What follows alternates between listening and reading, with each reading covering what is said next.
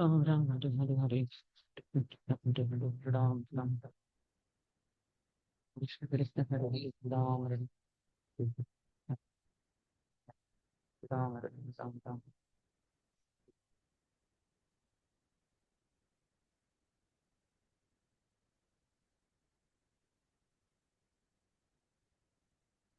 Ram Ram Hare Hare Krishna Krishna Hare Hare Ram Ram Ram Hare Hare Krishna Hare Ram Ram Ram Hare Hare Krishna Krishna Ram Ram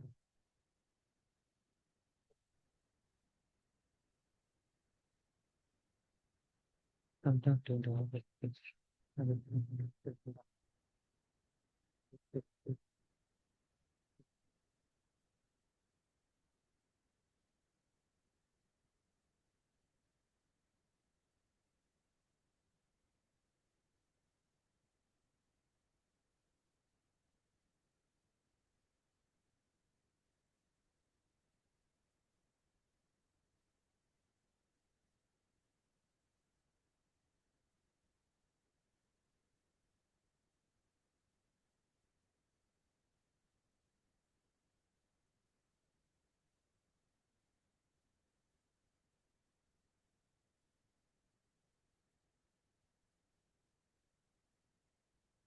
That can be visible. That can be visible. Bola Rate. The way it was there, it is good only.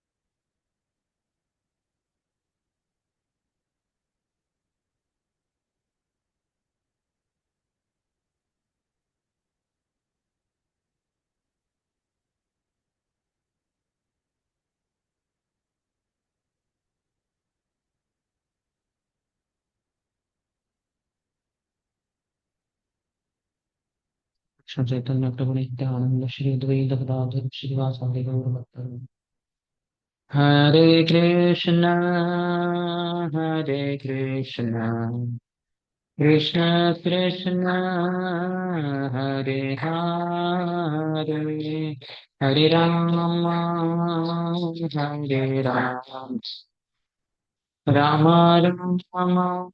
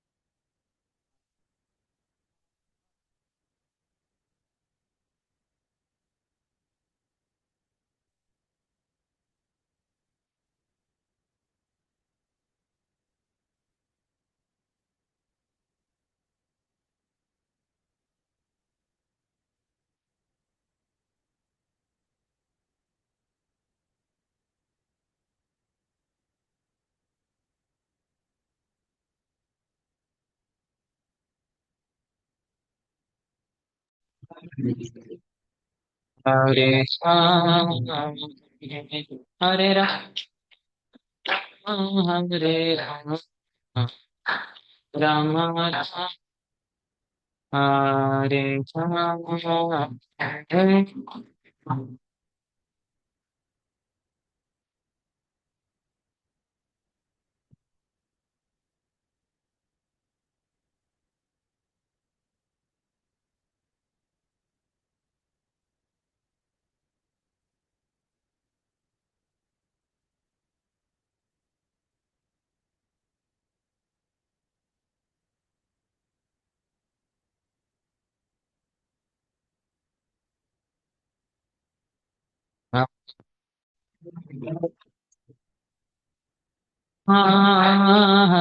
Rama, Rama Rama, हाँ रे हाँ हाँ हाँ।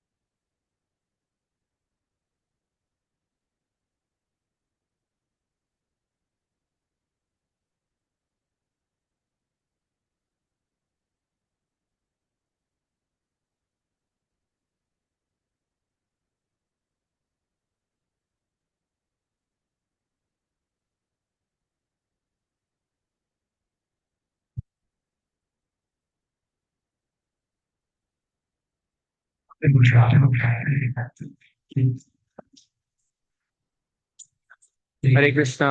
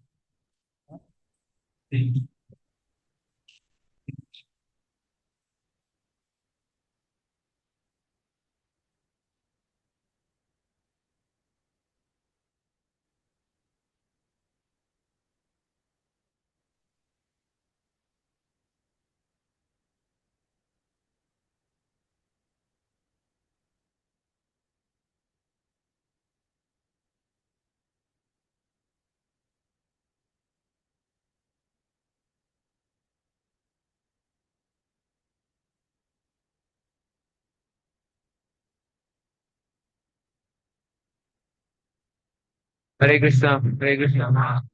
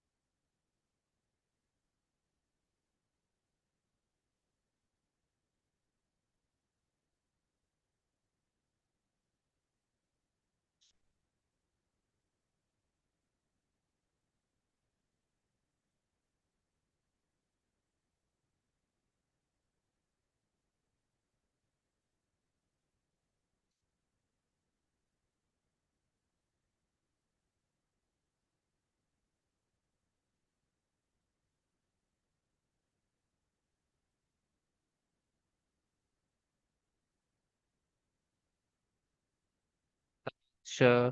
Namah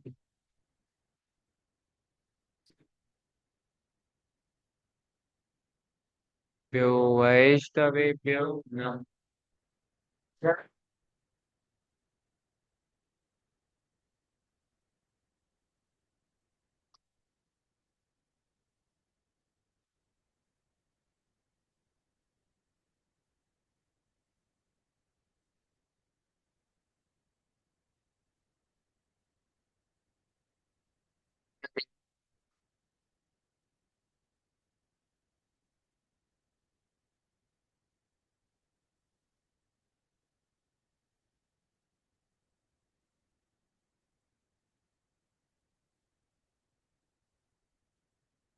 Hare Krishna. Refrigerator. This is from refrigerator. Huh? Who brought? Nobody knows. Take anyway. I should cool down. Welcome to our discussion on the topic this morning of avoiding 10 offenses. We'll try to cover it in three sittings. This is the first one.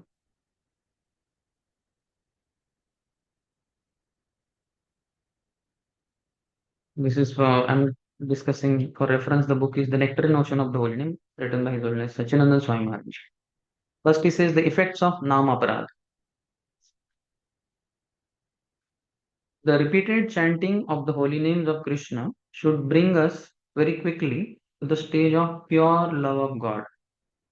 We are repeatedly chanting 16 rounds every day, 27,648 holy names. Very soon we should come to the stage of pure love of God. We should become free from material desires and attain perfection. How many of you are free from material desires? I should also not raise my hand. If these signs do not manifest at all or only very gradually, it has to be concluded that we are still committing offenses against the holy name of the Lord. Which are these serious offenses that deprive us of the fruits of our spiritual activities, and how can they be avoided? So, this is discussed in Padma Puran, Brahma Khanda, 25th chapter, 15 to 18 verses. Narad Muni is telling Sanat Kumar different kinds of offenses, which we all know. I'm skipping some part because assuming that we all know. 10 offenses, they are told, enumerated in Sanskrit. When we discuss in detail, that time we'll see that. And the 11th offense is it is also an offense to be inattentive while chanting the holy name. By committing offenses against the holy name, we lose our taste for spiritual activities. How many of you want to lose your taste for spiritual activities? How many of you want to increase your taste for spiritual activities? We may say Hari Bol. Now, because the question is asked in such a way, everybody is conscious. But when we are committing offenses, we are not conscious. Mainly because of two reasons. One is ignorance. We don't know only that I am committing offense when we are committing offense. And second, we know, but then Rajagun or Tamagun in one sense. Rajagun is bigger problem. then we get carried away because we have that superiority complex. What does he think of himself? I am no less. I'm also chanting 16 round. I came before him. That seniority, superiority. So even if we know, if we are told, Prabhu, stop. Could you please give lecture on 10 offenses? Immediately we'll speak in a very nice way. How offenses are. But when we are under the control of the mode of passion, we don't understand how we ourselves are committing offense. You understand? So Maya is very powerful. Devi Esha Gudamai, Mama Maya Duratya. She's insurmountable. Big persons, sages and all, performing austerities for thousands of years, they could not escape her. So who are we? So that's why this kind of discussion will help us to know. And then spiritual practice is also required. Remedies are given, which we need to practice so that if we have committed offense, we will avoid it. And henceforth, we will not commit offense only, being well aware, the knowledge that what all are offenses. And then only will become Madhyamadhikari, then only anarthas will reduce to 25%. 100% anarthas, they will reduce to 25%. And then only we will come to the mode of goodness, Nishtha. We will become Madhyamadhikaris. Till then, not. Till then, Kanishthadhikari only. So he says, we just won't feel any pleasure in hearing, chanting, and performing devotional service. How many of you feel like that? Sometimes it happens. There is no pleasure in hearing. We are hearing, no pleasure. In chanting, we are going on chanting. What to do? There is no option. And devotional service also we are doing. It's mechanical, boring. We are like a person affected with high fever who finds it impossible to eat delicious food. In general, we have idea that food is very delicious, but when we are having high fever, food is also normal. Everybody else is relishing around us, and we feel, "Arey, what's problem with me?" There has to be understanding that I have a problem. Temperature is also high. That means I have fever. That is the problem. And if the fever is gone down to normal temperature, then I can also release prasad. And this offenses, this problem can be cured in due course of time by proper medicine and a suitable diet. So, what is required through continuous, long lasting spiritual practice, the devotee can nullify the consequences of namaparas and regain his taste for the holy name. Long practice is required. 2025. What do you see about yourself in 2045? 20 years from now. Definitely your age will be whatever. If you are 20 now, you will be 40 years old. That is okay. But how do you see that time you are chanting? What surroundings will be there? Circumstances around. Who will be there around you? Think, just think. You don't know. Nobody knows. Nobody can know in one sense. The life will change like anything. Sometimes the life changes in just 3, 4 days. Suddenly some relative dies. God, big shock. And we never thought that he would die. Young man or middle age, father may die, mother may die, grandfather may die. So then quite a big change in life. So life changes very drastically in such thing. Or that recession came long before. Recently, COVID came. So life changed. No college. Yeah, we generally look forward for holidays, but not like year-long holidays. Online classes started. So many things. So we cannot say, but we can regain our taste for chanting the holy name. Then he talks about Shraddha to Prem, Ado Shraddha, the 9 stages in which a sadhaka evolves. In the beginning, there is previous faith from previous life. We might have got it because of some Agyat Sukruti. When Agyat Sukruti piles up, then when it overflows, that is called an attraction, just like this bottle. If you keep pouring water, it has some limit, 1, 2 liter. Then, if I keep pouring, one point of time it will start spilling over. That is called as attraction. When Agya Sukruti is done, next Agya Sukruti, third, fourth, fifth, sixth, seventh, one point of time when it matures, it will turn into attraction. Then one will be attracted to devotional service, Adu Shraddha. This is from previous lives, and in this life, little bit Agyat Sukruti is done. So then one will be attracted to sadhu. Hey, what are these sadhus? Young people, especially in ISKCON, young people, educated, speaking in English and he's answering all questions. What is this? So then we go and associate with that sadhu closely and sadhus. Then the sadhu will naturally tell, here is the mala. Start chanting. Then no option. In my first meeting only with Rai Shambru, he gave me mala. Like, when after the whole class was over, only myself and my friend Anand Prakash Tripathi from UP only. We two who went. Long story, to cut it short, we paid obeisances, and then he asked, what are your names? I told my name. He told his name. Since where are you from? I said from Bharati Vidyapit College of Engineering. Which branch? Electrical. First years. Okay, very good. You are very fast. Then something he asked, and then he said, "Are you chanting?" And I said, "Yes, I'm chanting." He was shocked. Hey, first time boy is coming. How is chanting? Then he asked, "Which mantra you chant?" I said, "Shri Ram, Jai Ram, Jai Jai Ram." So very good. Patted on that. You are coming from very pious family. So then he next, what you call, bomb he put. Could you chant one round of Hare Krishna Mahamantra? Mantra only he changed. I was chanting Shri Ram, Jai Ram, Jai Jai Ram. So then I said yes because I was impressed by his personality. I said okay. So then he told one devotee get beats. So I said, but I don't have money. He said, no, no problem. Money he can give. Money was not a problem. He wanted me only. That I did not know. I was a simple, innocent boy, 17 year, 9 months old. And then how can I take these beats without money? Because I had not carried any money because going for Gita class. So just next to our college campus only, hardly 400 meter, not even 400, 2 to 300 meter. So then again, and then Mala was that only we are chanting is continuously. So the sadhu will give us bhajan kriya. He'll give the bhajan process. He'll say, come to temple, come for morning program, come for prasad. Here is prasad. Hear this lecture. My God, he will flood your life with bhajan, bhajan, bhajan. Like that. Sometimes some people feel too much follow up these fellows do. What is this? Every day he's coming to my hostel. Huh? Is this the way? Even the rector doesn't come, warden doesn't come. My friends also don't come. This fellow is coming every day. But that is good. That is called a Balotpadita preaching. No problem. Sadhu Dharma is good.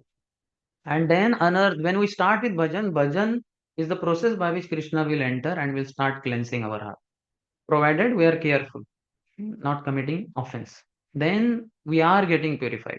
We may not realize, but we are getting purified. Your aversion to sense gratification. You will do sense, atyahar you will do, and then you will suffer. You will be oversleeping or hallucination, something you will go through, and then you will feel, oh, what nonsense.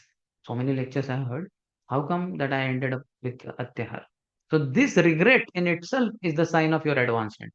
Earlier we might have overeaten. We did not care. We just had hangover, something like that. That's it. But now the regret is coming. That is the sign of sincerity and progress is happening. So then another thing, Nishtha, then Nishtha means firm faith. Nobody in this world can shake you. Nothing the materialist does is impressive to you. People's madness for money, and people madness for sex, people's madness for followers, people's what n number of madness, some sports, this you will just laugh at them internally in your heart. That is Nishtha, form, deep rooted, and you will feel that I need to go deeper. I need to chant more rounds. I need to chant 16 good rounds first, and then I need to go chant more rounds also. I need to read scriptures. I want to read thousands of scriptures. I want to memorize millions of shlokas. All that. I want to memorize all the 700 shlokas of Bhagavad Gita, then 18,000 shlokas of Bhagavatam minimum, and 11,000 plus shlokas of Chaitanya Charitamrita, and 11,000 plus shlokas of Chaitanya Bhagavata also. This is to start with. And then eventually there is Chaitanya Mangal. That also I will do. But to start with, these few thousand shlokas, yes, and 30, 40,000 shlokas. Is all aspiration. Nishtha is deep. He knows this is the wealth. This wealth of this world useless. What is the use? It creates so much. Yesterday, no, not yesterday. I think in that professor's house, Vignesh Prabhu's house, we discussed 15 anarthas of wealth also. That comes in 11th canto, 23rd chapter, Avanti Brahman section. So that is Nishtha, then Ruchi. Then one has a taste for everything. So many spiritual activities he has taste for. And all that culminates into Asakti, attachment to Krishna as a person. Then Bhav, then so many emotions for Krishna, all emotions for Krishna, all varieties of emotion. They are all pure emotions. And then there is praying. Nine characteristics up there of a person in the Bhava stage. He has Avyartha Kalatvam, doesn't waste a single moment. Then Namagane Sadaruchi. He always keeps chanting or singing the holy name. That is the test. Asaktistak Upakhyane. In speaking about Krishna, preaching and all that, Krishna Katha, he has a lot of attachment for that. Pritistad Vasatistale, he likes to reside in holy dhams. Asha Bandha, hope against hope. No matter how many, whatever happens in life, he always has hope. Krishna will definitely give his mercy. He's very merciful. Like that, Virakti, complete renunciation. He may not be sannyasi or brahmachari, he may be grahastha, but he has absolutely no attachment to anything material. Virakti, detachment. He does his activities as a duty, but he has absolutely no inner attachment, no name, fame, nothing like that. And then prema, love for Krishna. So these are 9 stages in which a devotee he progresses. So he says in the following pages, these 10 discussions, how Maharaj has arranged is that each offense by dealing with 3 questions. What is the constitution of the offense? What does it mean? First offense means what? Details. What substances are they made of? Offense means what? That is first. Then how is it committed? How the first offense or second offense, whichever offense is committed, and how can it be rectified? All three. So the first offense is Satam Ninda Namnaha Paramam Aparadam. This is what Narad Muni is telling Sanat Kumar. The 4 Kumaras, 4 sons of Brahma, Sanak, Sanatan, Sanandan, Sanatan. So Narad Muni is telling Sanat Kumar, Satam Ninda Namnaha Paramam Aparadham. To blaspheme the devotees who have dedicated their lives for propagating the holy name of the Lord. See the words Satam Ninda, offending Vaishnavas, Namnaha, Paramam Aparadam, towards the holy name. This is kind of supreme, topmost offense. First also, but the worst of the offenses. After 10 also, few are very vital. Few are vital means very dangerous if you commit. First, third, offending or disobeying the spiritual master. Then seventh, committing sinful activities on the strength of the holy name. And then the 10th one, having attachment to mundane things. And 11th is the root of all the offenses, mother of all the offenses, inattentive chanting. So he says that it is not wonderful for persons who have accepted the transient material body as the self to engage always in deriding great souls. Such envy on the part of materialistic persons is very good because that is the way they fall down. When the materialistic people they envy great souls, they fall down. So many people we have seen they have offended great souls, they fell down. They are diminished by the dust of the feet of great personality. If you're very great personality there, his dust is very powerful in the sense, just like some very physically powerful person, he can kick you and make you paralyzed. You will not be able to get up for several months also. So this is not that the sadhu will kick us with his foot, but the dust at his lotus feet is very powerful. In a sense, his spiritual practices, and we committed offense against him, we will be finished. This is from Bhagavatam 4th canto, 4th chapter, 13th verse, 4:13. Then he talks that even if we are cultivating this garden of our bhakti, in which we have got the Bhakti Lata Beach, the seed which we sow in the land of our heart, then we water it with the processes of Shravanam and Kirtanam, the Bhakti Lata sprouts and it starts going up, up, up. So that time when the garden is nicely trimmed and nicely decorated, that time if we release a mad elephant in that, the mad elephant will destroy the whole thing. That's what Chaitanya Mahaprabhu told Rupa Goswami also. Yadi Vaishnava Parada Uthe Hati Mata Upade Va Chinditar Sukhe Jaya Pata. So when we are nicely, how many of you have done gardening? Gardening you have done? Plants you put 2, 3, 4, 5. What? So you all know how much care has to be taken. So he says that Yadi Vaishnava Parad, if one commits offense to devotee, Vaishnava Parad, Uthe Hati Mata, it is like a mad elephant is released in that garden nicely. What will that fellow do? Not that he will start watering. No question. He will do one of the two things. Upade. He will uproot the Bhakti Lata or Chinde. He will step on that. In either case, it will break and it will start drying up. Sukhe Jaya Pata. The leaves will start drying up and soon it will die. So this is the most dangerous thing to do, offending Vaishnavas. Then in Chaitanya Charitamrita Madhya 19 chapter 156 and 157 verses, Prabhupada writes, if the devotee commits an offense at the feet of a Vaishnava While cultivating the creeper of devotional service in the material world, his offense is compared to a mad elephant that uproots the creeper and breaks it. In this way, the leaves of the creeper are dried. The gardener must defend the creeper by fencing it all around so that the powerful elephant of offenses may not enter. So now, who is a sadhu? Because this is Satam Ninda. So who is Satam? Who is sadhu? That discussion. Sadhu is not by the externals, having beard, saffron clothes, shaved. These are not the thing. Principal quality of a sadhu is his full surrender to Krishna. His body, his mind, his words. All three must be fully surrendered to Krishna. The subsidiary qualities like being merciful, tolerant, equal to all, and so forth succeed the principal one. So Krishnaika Sharanam. This is the primary quality of a sadhu. He is surrendered to Krishna and Krishna only. Krishnaika Sharanam. Then the secondary qualities will develop. There are 26 qualities he explained here. They are there in Chaitanya Charitamrita, maybe Adil of 8th chapter. So Krupalu, Akruta Durohi, Mita Bhuk. He will take Mita Bhuk, just required quantity of food, etc. So, so now we may say then, okay, these wise devotees are not like that. They are not Krishna Eka Sharanam. They have taken Sharanam of IIT BHU also. They have taken Sharanam of money also. They have taken Sharanam of parents also. No, but they are in the process of surrendering. So they are also sadhus, coming sadhus. To some extent, already sadhus. Just like you are already engineers. Sorry, there. But yet not got degree. And once is not full-fledged sadhu. It's a matter of time. 3 4 more years, you all will be having the degree of engineer. And so now we are this all this is required. First year knowledge, second year knowledge. Then ultimately you will get degree. So similarly, upcoming devotees also to the degree they are practicing sincerely. To that degree, they are dangerous when we commit offense to them. For that matter, you'll see afterwards, you'll come to know what are dangers. This principal quality of a devotee called Swarupa Lakshan is present in every devotee, whereas all other qualities, Tatastha Lakshan, vary from devotee to devotee. The other 26 qualities may be seen here and there in other devotees, but the Swarup Lakshan will be there. That is the most important thing. He's in the process. So the 26 qualities are enumerated. I'll just read out. Merciful, humble, truthful, equal to all, faultless, magnanimous, mild, clean, without material possessions.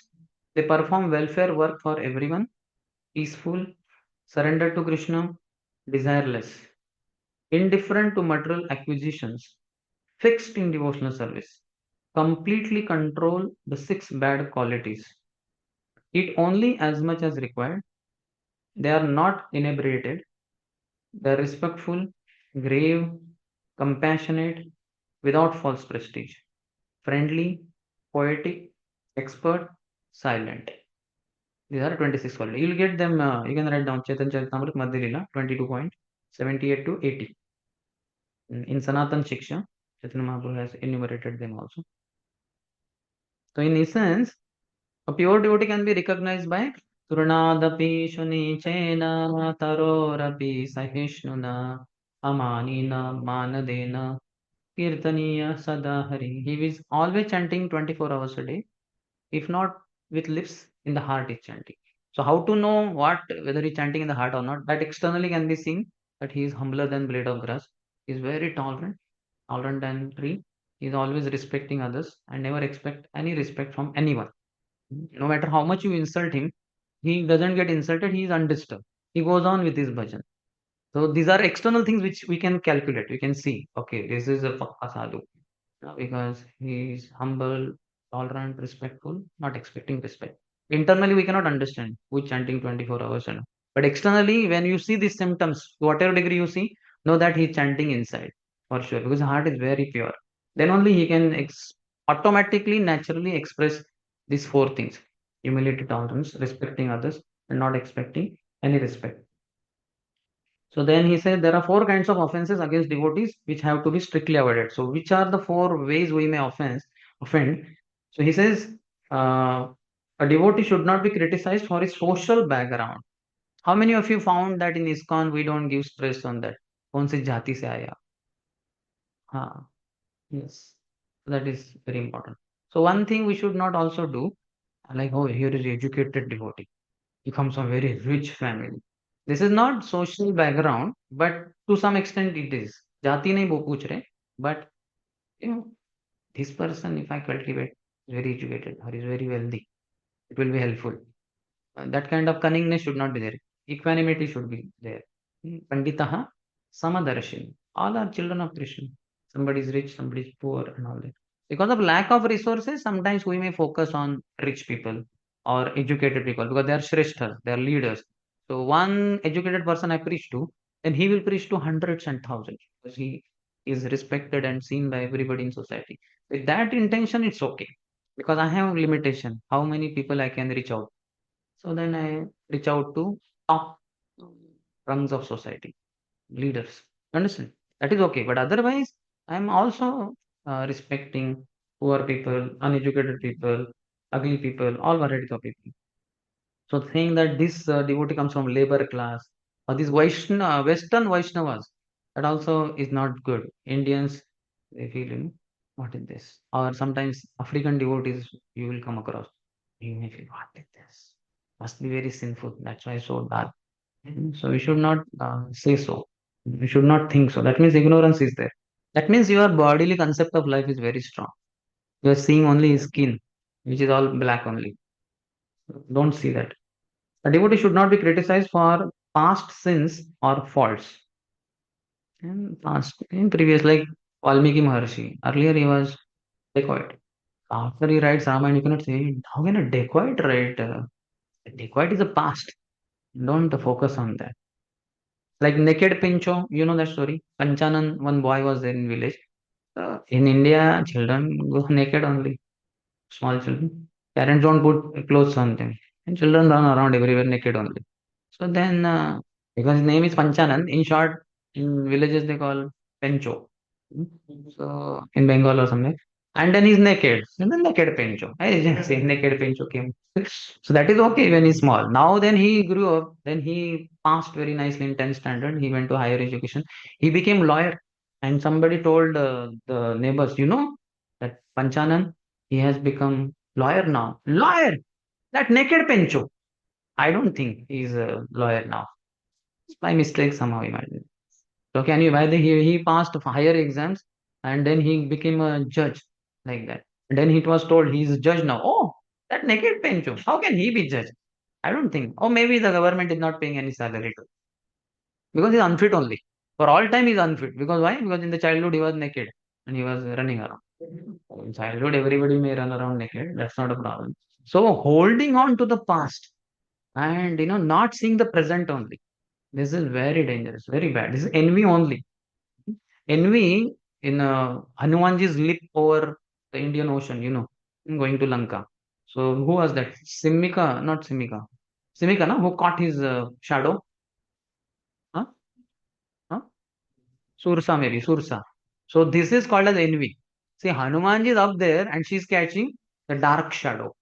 So the dark side of a person, or even in the past it was there. Now it is not there. You catch hold on to that dark side only. Oh, he was naked only. He was naked only. He used to run around. So what? That was in the past. That way you also must have been naked in your childhood. Just because naked Pencho did not see you naked, because he was not born also. That doesn't mean that you are not naked in the childhood. So like that, we should not hold on to the past background faults of a devotee. Third is a devotee should not be criticized for an unintentional sin or accidental fall down. Sometimes somebody may get carried away for a moment. Somebody went home and he drank tea. Everybody was drinking and he remembered I was very fond of tea. He might have taken tea, no problem. Sometimes he may watch the whole TV match for 5-10 hours in a day. So that was accidental. He could not resist because he was not with devotees. So the earlier things came out. Fourth is a devotee should not be criticized for the traces of previous sinful habits. So sometimes when his memory is damaged from having taken undesirable substances. Another example might be someone who was very sensuous previously, who now focuses all his sensuous desires on prasadam of the Lord, thereby eating impressive quantities. One, I think in Kolhapur somewhere, one devotee was, foreign devotee was taking prasad. And then devotee was serving rice. So he served one spoon, then two spoon, three, and the devotee was saying, sir. So there was almost like a mountain of rice over there. And some Indian devotee, hey, how much he eats? Huh? Just see, he was telling other devotee, इतना खाता है, and so much rice. Then the other devotee said, Prabhu, but in previous to coming to ISKCON, he was eating cow flesh. So in order to substitute, hmm, so if he's taking rice, what is the problem? He has stopped eating cow flesh. Then they do, oh, okay, then he can take even double, triple of this quantity also no. So we have to, we should not immediately judge a person and give a comment. How many of you do that? Immediately you judge and comment. This is very bad. This is your Rajoguna. That's why goodness means you observe, you watch, and if that thing problem persists, then you think, okay, how to rectify the problem? What could be done? Your intelligence also has to be due. So we have to think. Krishna will give the intelligence because you want to be good Vaishnava. Then the three types of Vaishnavas he talks: Uttamadhikari, Madhyamadhikari, and Kanishtadhikari. In Srimad Bhagavatam, these three are categorized based on knowledge. And in Chaitanya Charitamrita, these three are categorized based on faith. Yahara Komala Shraddha se Kanishtha Jan. One whose faith is very pliable, very soft, is new, just like babies, small children, 1 year, 2 year, 5 year, 10 year. They're quite tender and all that. Somebody just hits them, they may fall down because they're not having strength and all that. But as they grow, they can become very powerful. So thus, this is Kanishta Adhikari. But Yahara Komala Shraddha se Kanishta Jan, Krame Krame Sai Bhakta Hoy, Uttam, something like that. Step by step, this Kanishta Adhikari only can become Uttam Adhikari. After becoming Madhyama Adhikari, then Uttam Adhikari. So Uttam Adhikari is a pure devotee who sees Krishna everywhere and knows that everything rests in him. He sees Krishna only everywhere. Savarjangam dekhi na dekhi taramurti sarvatra hai nija ishtadeva spurti. He doesn't see moving, non-moving things. He sees his Ishtadeva only. Krishna, Krishna, Krishna everywhere. He's mad. Just like a boy in love with a girl, he sees that girl only everywhere. Oh, what is that? Kamini, Kamini, Kamini, Kamini. Kamini. So like that, pure devotee is most crazy fellow. And Krishna is crazy for him. Part of the devotee is mad after me. So Krishna also becomes mad after him. It's like the Dilomangal Thakur. So many pure devotees. His life is completely centered around the holy name. No matter what he does, all thoughts are how I can chant better. How can I chant always, 24 by 7. Thus, he is able to test the pure nectar of the holy name. One should serve him and learn from him. So one should attend the classes of such devotees, pure devotees, as much as possible. Like I was telling in 1998, I used to go every weekend to Bombay to attend at least 4 lectures of His Holiness Radha Swami, minimum. Saturday morning, Saturday evening, Sunday morning, Sunday afternoon, Sunday feast lecture. After 12:30 Gaurati, somewhere 1:15 or 1:30, Maharaj would lead also Gaurati and he would dance also. Would relish that also. Then that class. And so many personal interactions I had. So many times he embraced me, so many times he punched on my forehead, chanting like that. He's going around and he saw me. And with that only. So his beads would, through bead bag, would touch me. Might have empowered me for chanting also. So, but once in class also, he took my name. Something he was telling. So he's saying, Govind Prabhu, Gaur Gopal Prabhu, Sundar Sham Prabhu, because I was sitting in front of him.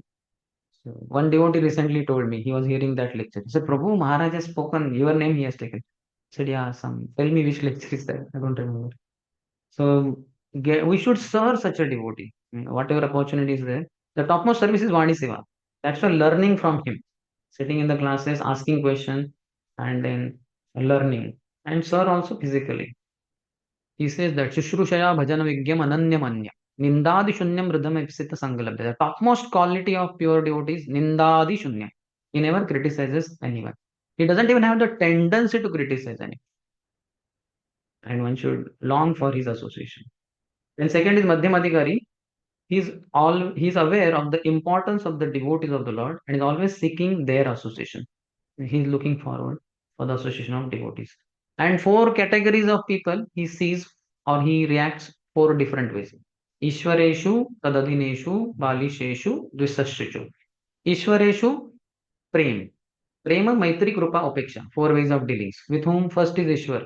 Towards Krishna, Krishna is the object of my love. For Krishna, I will do anything and everything. That is Ishwar.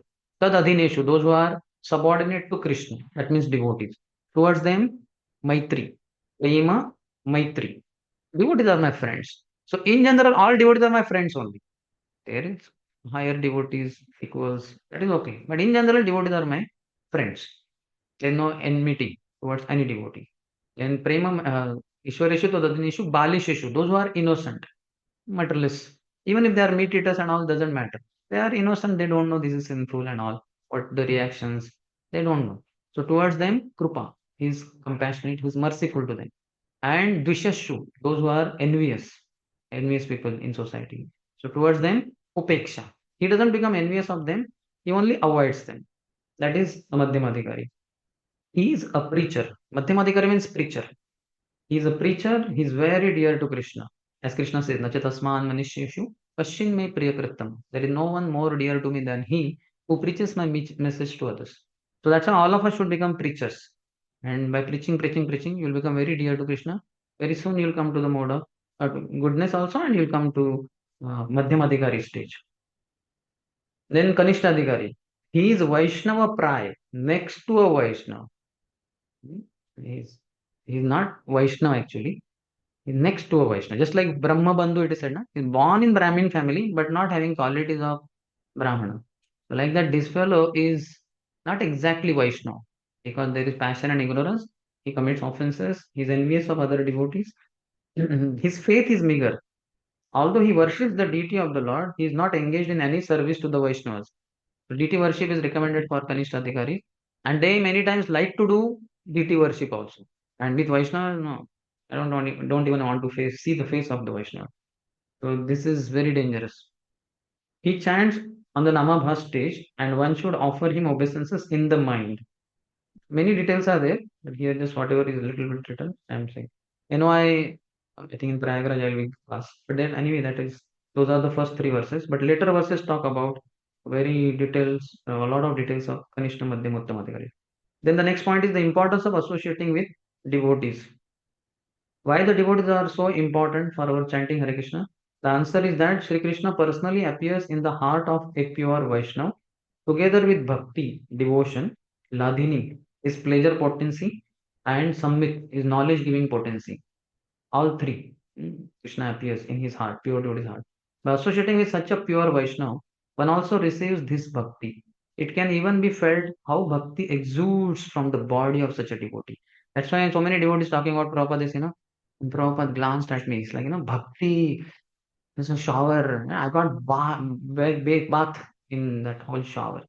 And Prabhupada hears is how everything about devotee. He exudes Krishna, Krishna, Krishna. So much Krishna is there in his whole life. And Maharaj gives the incident he tells about when he saw Prabhupada at London airport when he was a brahmachari also. How it was very surcharging. He concludes there are also very pragmatic reasons for associating with devotees. They remind us of Krishna by talking about him.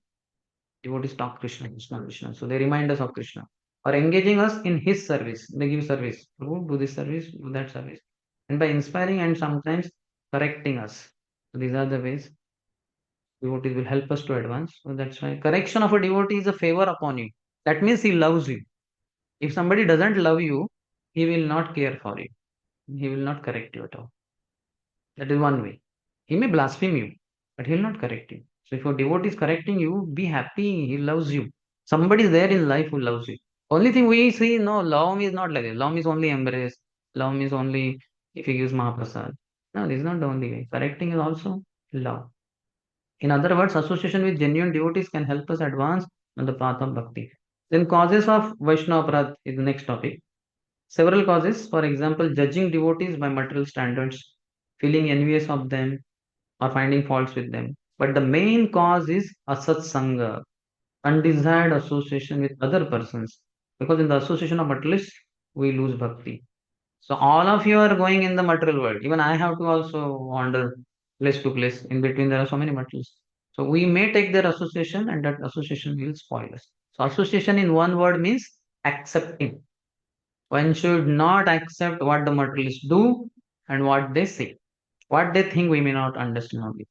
So pure we are not. But at least what they say and what they do. Just like somebody put a tattoo, or many of your friends put tattoo. So if you also put a tattoo, that means you have taken association of your friends. But you feel what nonsense fools these fellows are wasting so much money and skin is spoiled now. Best tattoo is tilak only. Why can't they put tilak? And it is so damn cheap. One tattoo might cost 500, 1000 rupees, something like that. But tilak you purchase that whatever bar, 15 rupees, 20 rupees maximum, and it goes on for 3, 4 months. Yeah, damn thing. And one can do it himself only. Anytime he feels, oh no, no, you're not so good, 3 hours are over, you can just wipe off your face with water. And then next tattoo you can put. 12 places you can put if you feel like that. So when you mock at these materialist people, that means you are not associating with them. Rather, you may go forward and preach them out. You feel compassion. What poor souls. What tattoo? What useless. Already you are not body, and on the body you are already you are decorating with nice clothes and makeup and all that. And the top of that putting tattoo also. Utter foolishness. Because super foolishness. Like that when you think inside, externally you don't offend anyone. That means you are not associating with them at all. Understood? So there is no problem in going out in the outside world and seeing so many materialists engaged in so many sinful activities, bad activities, materialistic activities, provided you are not influenced by them. In one short, in one sense, you should not be influenced by their actions and their speech. Then it's fine. Then next he says, mm, so there are different types of materialists. He says association with women that is contrary to the Vedic tradition. So, Tri Sangha could be dangerous. This means to associate with women other than one's wife outside of a Vedic marriage just to satisfy one's senses or simply to desire sensual association. So, that should be avoided. Then, women should also avoid lusty men outside their Vedic marriage. Another undesirable habit is to keep the company of a husband who is dominated by strong sensual desires for his wife. And in the same principle, it is undesirable to keep the company of a wife who is dominated by strong sensual desires for her husband. So, very calm vasana. Lust is very strong in such men, women, husband, wife. So, one should safeguard one's spiritual life because otherwise, because of such association, it will lead to Vaishnava Aparadha. That is first category. Second, he says association with four kinds of non-devotees. First are Mayavadis. We will not discuss that. So you know Mayavadis. Mayavadi Krishna Aparadi. You should not take their association. So Mayavadi sannyasi is there. We see, we offer Ashtang Pranam. Mataji offer Pranam, but Pranam we offer, and that's it. We don't take association because they are very dangerous. We commit Vaishnava Aparad by associating with Mayavadis. Our bhakti can be destroyed fully by associating with Mayavadis. Hypocrites who pretend to be devotees in order to make a living. Hypocrites also, Dhongi log, them also we should not associate with. Then third is people who just hanker after sense enjoyment and have an envious, quarrelsome character. Such people also keep safe distance. Fourth category, atheists who do not believe in any form of God. We may preach to them if they are ready to listen. Otherwise, forget them. One should even avoid the association of those who criticize devotees for not wanting to keep the company of non-devotees. So those who criticize devotees also we have to keep distance. So then he talks about what about devotees living outside the temple community, grihasthas and all that. So they discuss three ways of association: to give association, to take association, and to have social dealing. So grihasthas and many of you could have social dealing. In my entire engineering, after coming to ISKCON, I never had any of my classmates, boys or girls, as my friends. I did not consider anyone to be my friend. Girls can we forget, but even boys, we had majority of the boys, whatever, 50, 55. Boys. But I never, and I had dealings with them all throughout for 4 years. They were social dealing. They would say, यार क्या कर रहे हैं? But then after they knew he's ISKCON, so they yaar and all they forgot everything. But then also just नाम के वास्ते, काम के वास्ते, कुछ काम है, जर्नल लेना है, जर्नल देने हैं. That's it. Like one girl came to me. She was from Madhya Pradesh, like classmate only. She said, addressing me by my name, that I want your journal, some particular subject. I don't remember. So I had not completed it. I said it's not complete. She said, oh, after you complete, could you give me? I said okay. After a few days, I had completed and I gave her. After a few days, she returned the journal. That's it. So it was just a social dealing. And she's the only girl who came to me. Nobody else. All the other girls never came. They knew dangerous fellow. 22,000 volt. So like that. And she was a simple girl. So then he says the three kinds of Vaishnava aparas. He talks aparad in the mind, aparad through speech, and aparad through body. So we have to avoid all three. But at least physically, we should not attack any devotee.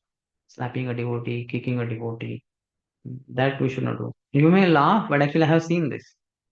Not devotee. One saffron brahmachari slapping brahmachari in white, somewhat younger to him, slapping. His cheeks were swollen up, reddish. Other brahmachari who did not see, they asked, प्रभु क्या हुआ, आप गिर गए क्या, क्या लग गया आपको? वो क्या बताए बेचारा कि that fellow slapped. He kept quiet. So that's brahmachari who slapped him, senior. He's out of ashram. And the one who was slapped, he tolerated and he remained humble. He's there now also in our ashram. This is around 23, 24 years back, what I'm telling you. And he's still in ashram. Very blissful devotee. Very blissful. So you see, those who जो सहते हैं वो रहते हैं. तो इन्होंने सहन किया, रह गया आश्रम में.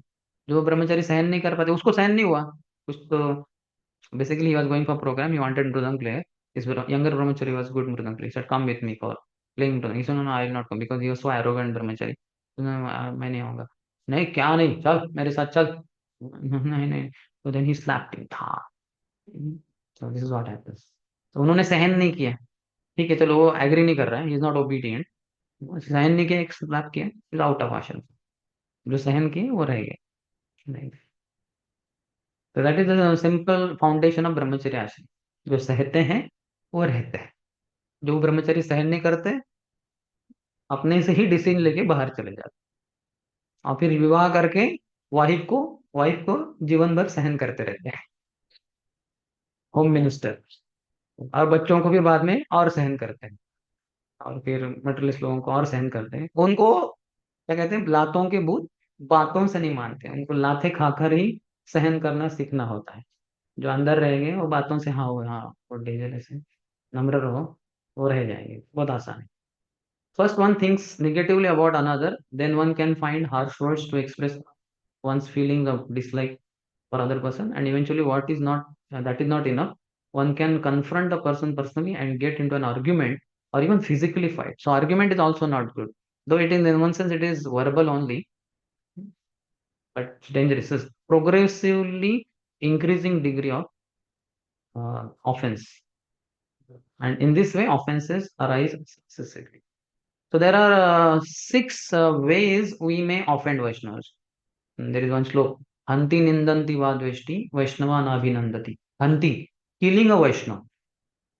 Killing, जान से मार डालने. मारना नहीं है, but this is one offense. Hanti nindanti, blaspheming, ninda means blaspheming a devotee. Vadveshti, being envious of a devotee. Hanti nindanti vadveshti, Vaishnava nabhinandati. Not to greet a devotee. When we meet devotee, we should say Hare Krishna at least. Give a little smile. What is the problem? Is it costing $10 or $100? Give a smile and say Hare Krishna. Hare Krishna Guruji, Hare Krishna Mataji. Okay. But oh, he has come. I don't even want to look in that direction. This is very bad. Mhm. And then what else he says? Krudhyate, becoming angry on a devotee. And one more. I'll read out. Whoever kills or blasphemes a Vaishnava, and whoever is envious of a Vaishnava or angry with him, angry I think is the word, becoming angry on devotee, or whoever does not offer him obeisances or feel joy upon seeing a Vaishnava, certainly falls into hellish condition. This is from Chaitanya Charitamrita, Madhya Lila, 15 chapter, 2614. Joke bad is Radhesham Prabhu's short form for these six types. D, bad, D is for devotee. Joke bad. J for joy. When you see a devotee, be joyful, happy. Hare Krishna, Haribol. So be joyful. J. Then O, obeisances. Offer obeisances. K. K for killing. E for being envious of a devotee. Bad. So B for mm, blaspheming a devotee. And A for becoming angry with a devotee. So you remember joke bad. This you should avoid. आपके जीवन का ही joke बन जाएगा. Avoid it. In Chaitanya Bhagavad, it is said, Lord Chaitanya said, all living entities in the countless universes are my eternal servants.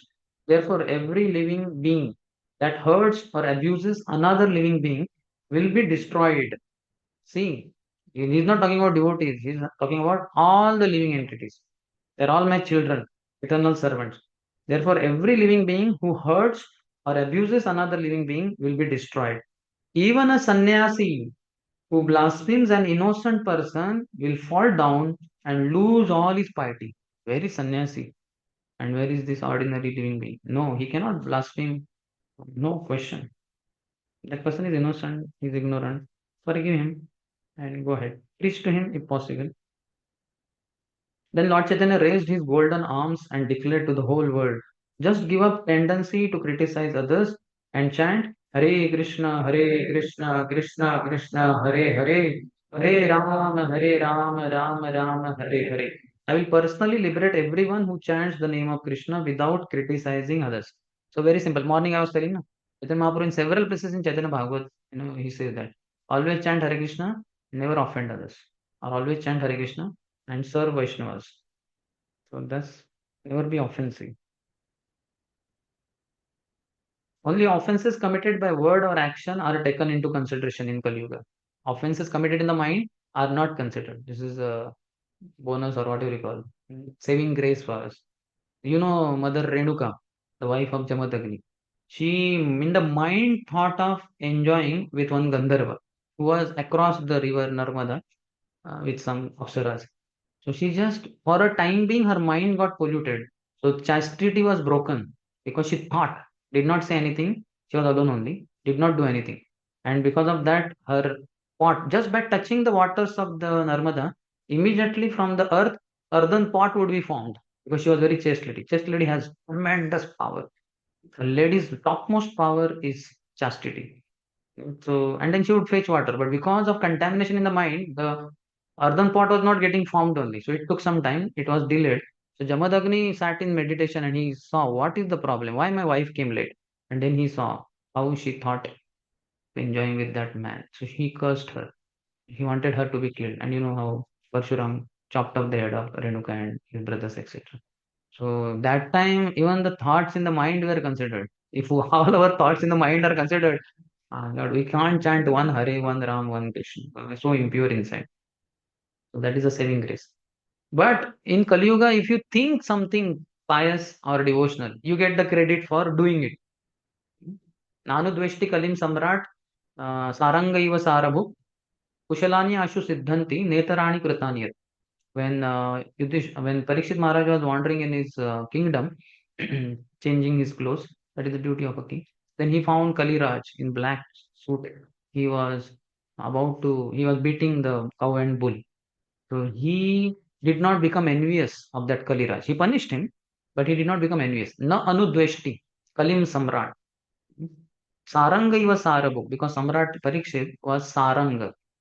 He was like a bumblebee. Sarabhuk. He would always take the essence. So what is the essence of Kali Yuga? Kushalani Ashu Siddhanti. If good things you think about, Ashu, very quickly, Siddhanti. They give perfection. They give the result. Netarani Krutaniyat. But otherwise, bad things, good things you talk. Bad things, unless you do Krutani, till then you will not get the result. You understand? So that is the beauty in Kali Yuga. And saving grace, and we deserve it because we are very fallen souls. How can Vaishnava Aparadh be rectified? If anyone offends a devotee in a moment of delusion or madness, he should honestly repent. So repentance inside. Go to the offended devotee. So you have to go to him and seriously beg for forgiveness. So you see, mind you begged. In the mind you begged. Physically you walked. Body walked. And verbally you begged forgiveness. So with your body, mind, and words, you have to rectify your mistake, your offense. Because the devotee is merciful by nature, he will forgive the offender. Srila Prabhupada explains in Srimad Bhagavatam, by offering sincere obeisances to someone, one obliges the heart of that person.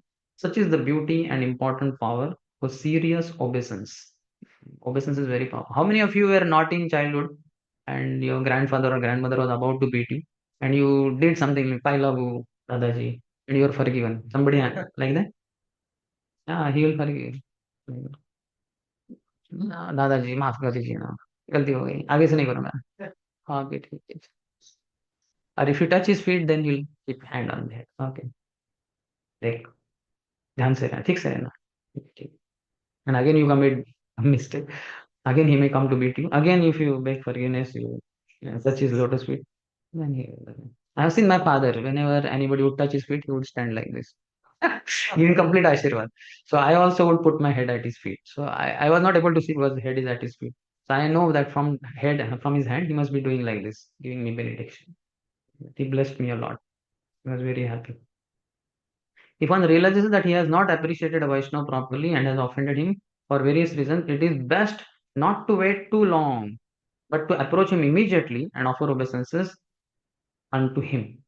Don't wait for long because the offense, Krishna takes offenses we perform, we commit towards devotees very seriously. Sometimes the devotee may not take it very seriously, but Krishna takes it very seriously. It is said that it is true also when all of us walk on the hot in the hot sun, let's say afternoon. So though our head is closer to sun and feet are away from sun, which burns the most, head or the feet? Head, feet. Well, the ground is very hot and because sorry, I forgot to mention that without chappal you are walking. That important detail was forgotten. See that head. So I'm wondering how people are saying head. Forgot to mention important thing. If you're talking bare feet, then though head is closer to sun, your feet burn like anything. So devotees are at the lotus feet of Krishna. Krupaya tava pada pankaja sthita dhuli sadrusham vichinte. That's why one should not offend Vaishnavas. Krishna becomes very disturbed. Then he says, the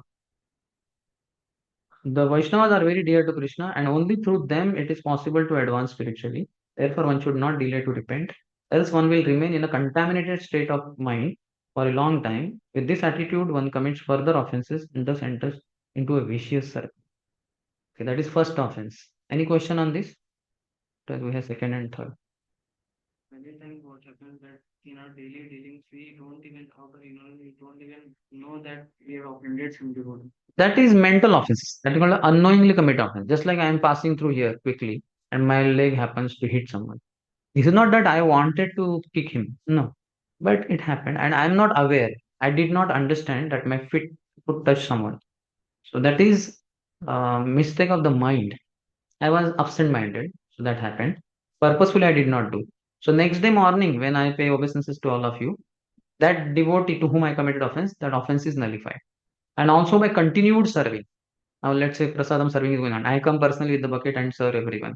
Let's say I'm serving gulab jamun, I give. And I go to that devotee also, whom he thinks kicked, but I did not kick, happened to touch. So then when he sees me coming, he says, hey, Prabhu kicked me and now he's serving gulab jamun. But then when I come, I say, Prabhu, please take gulab. No, no, it's okay. I took my quota of two. No, no, you can take my quota also. You can take. Take two more. I don't mind not taking it. She said, Prabhu is very good, very nice person. I don't think he kicked me yesterday. So my offense is forgiven by him because I'm continuously serving. You understand? So the unknowingly committed offenses are very easy to get rid of. But knowingly committed is very dangerous. Your false ego will not agree to approach the devotee and beg forgiveness. It will take that huge mountain of false ego you have to climb over. So it's not so easy. Yes. Any other? Yes.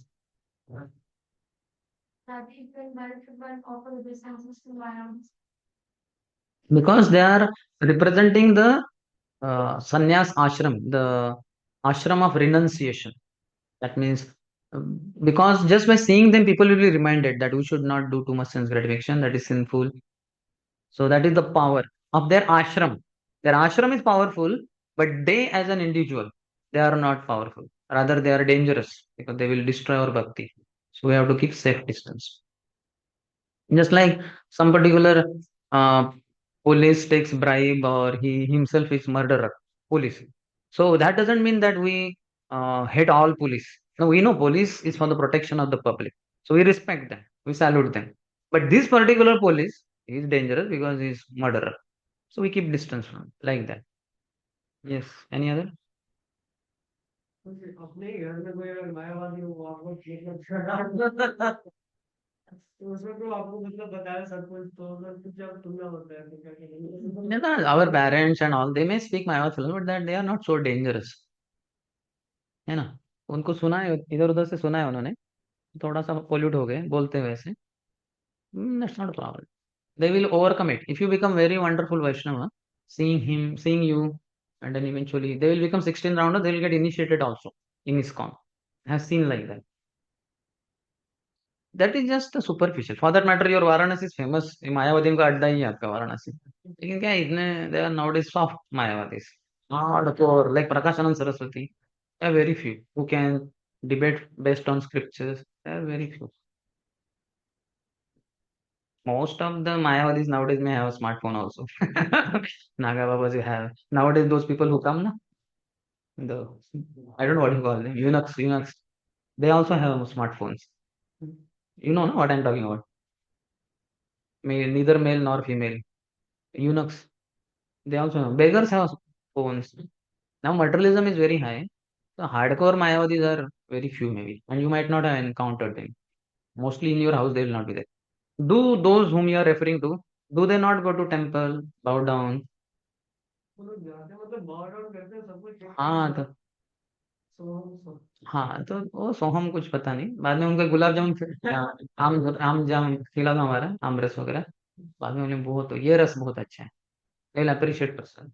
They are not such much dangerous. Yes any other. Okay. Afterwards, if you want to ask, you may ask. I will continue. Go ahead with the to second offense. Second offense is Shivasya Shri Vishnor Ya Iha Guna Namadi Sakalam. In English, to consider the names of demigods like Shiva or Brahma to be equal to or independent of the name of Lord Vishnu. So he says, what distinguishes the holy names of Krishna from the names of the demigods? Krishna's holy name is not different from Krishna. Abhinnatvam Nama Namino. Krishna and his holy name are not different. But that is not the case with demigods. When you say Shiva, Shiva is different and his name is different. That potency is not there in the demigod's name and any other person's names also. First of all, it must be understood that the Lord Vishnu is not subjected to the laws of material nature. He is beyond. He is the law maker. He is not subjected to the laws. He exists eternally beyond the three modes of material nature. He possesses 60 qualities. Jiva Tattva, Shambhu Tattva, Vishnu Tattva. Jiva Tattva, how much they possess? 50. 50. And that to minor quantity, the Jivas manifest to minor extent, 50 qualities maximum. But demigods exhibit 50 qualities to better extent, more extent. They're higher being, but 50 only. Count is the same. And maybe they will exhibit 50. We may sometimes exhibit 30, 40, something like that, depending on piety and all that. But both can exhibit maximum 50. The Jivas exhibit to some minor extent, and demigods exhibit to greater extent. Then Shiva has 55, 5 more, and Vishnu Tattva has 60. So Vishnu is supreme. Certainly, Krishna has 4 more: Leela Madhuri, Rupa Madhuri, Guna Madhuri, Bhakta Madhuri, and Venu Madhuri. He says that then 50 qualities, okay. Obtain their qualities from Krishna. Jivas also obtain their qualities from Krishna only. Krishna is compared to power station, and others are compared to different. Nice example is giving bulbs of 10 watts, 20 watts, 100 watts, 1000 watts. But all derive power from power station. That is Krishna, is the storehouse. All this. And including Shiva, Brahma, and Narayan, they receive their qualities from Krishna only. They cannot be equal to Krishna. Nobody is equal to Krishna. The second reason is the identity of Krishna's name with Krishna himself. This is a transcendental fact that is not applicable to the demigods. Krishna is non-dual. Only by the mercy of a bona fide spiritual master who is absorbed in Krishna consciousness Can one overcome his anarthas and receive the pure name through a stepwise purifying process? We have to gain knowledge. That's why so many classes are there. We have separate discussion. Shambhu Tattva, Jiva Tattva, Vishnu Tattva. We have to know from spiritual master to get rid of this offense. Otherwise, we will think Shiva is at par with Krishna.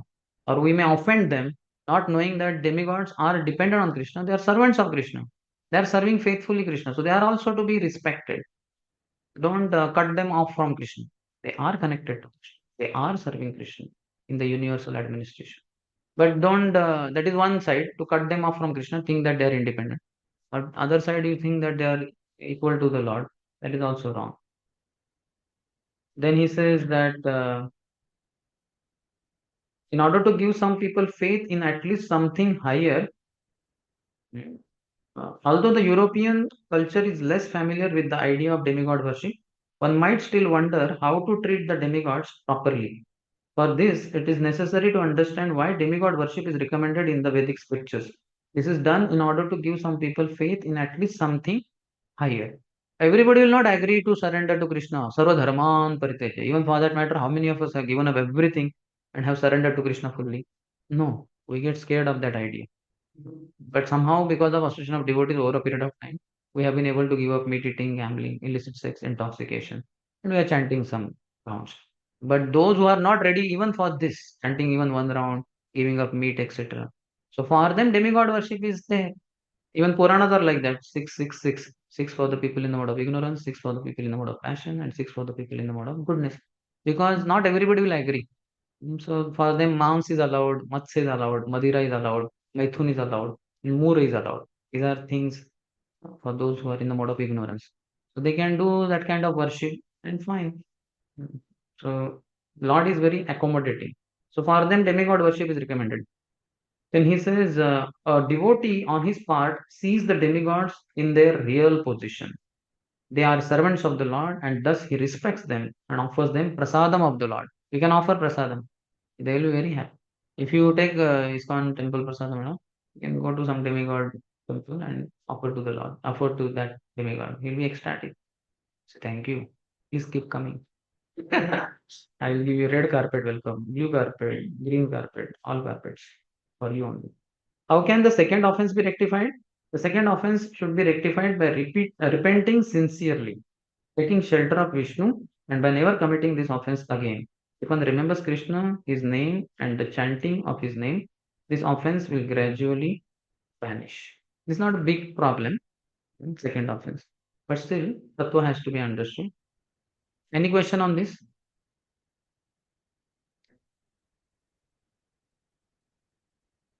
So you told that Demigod has 50 qualities, maybe but the Shiva has 55. So why are we continuing with the according? Because he has two sides. He is certainly Shambhu Tattva, but then he is also in those 33 crore demigods. He is there. So those who approach him with that materialistic purpose in mind, so he just gives them that material benediction. He's Ashutosh and all that. He's Devadidev also. He's the king of all. The king means not like Indra. Indra is different. But he can smash Indra also. His powers are very high. And his body is Sachidananda also. He doesn't die. So Shiva has a special role. But he has that side also. He's there.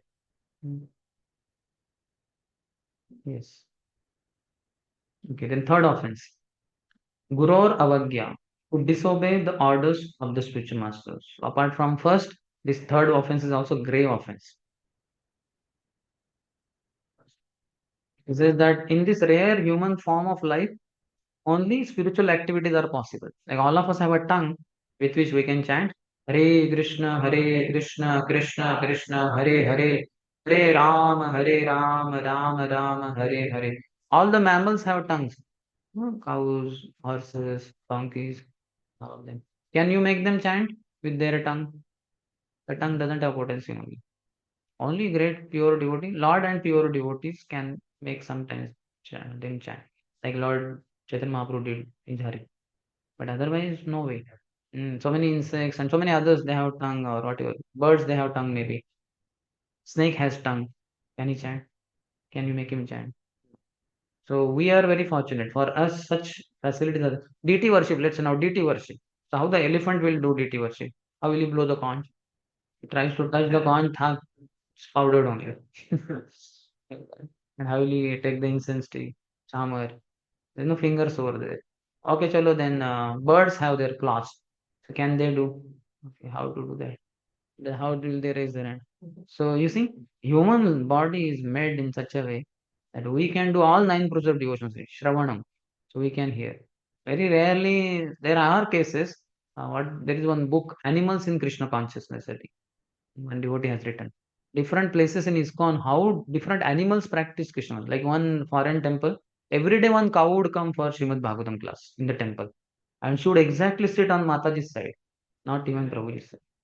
Every day she would come like that. Likewise, someone dog. I have not read that book. But I just heard a little bit. You'll get it on internet. You can get it also. So how different animals. So that is very rare.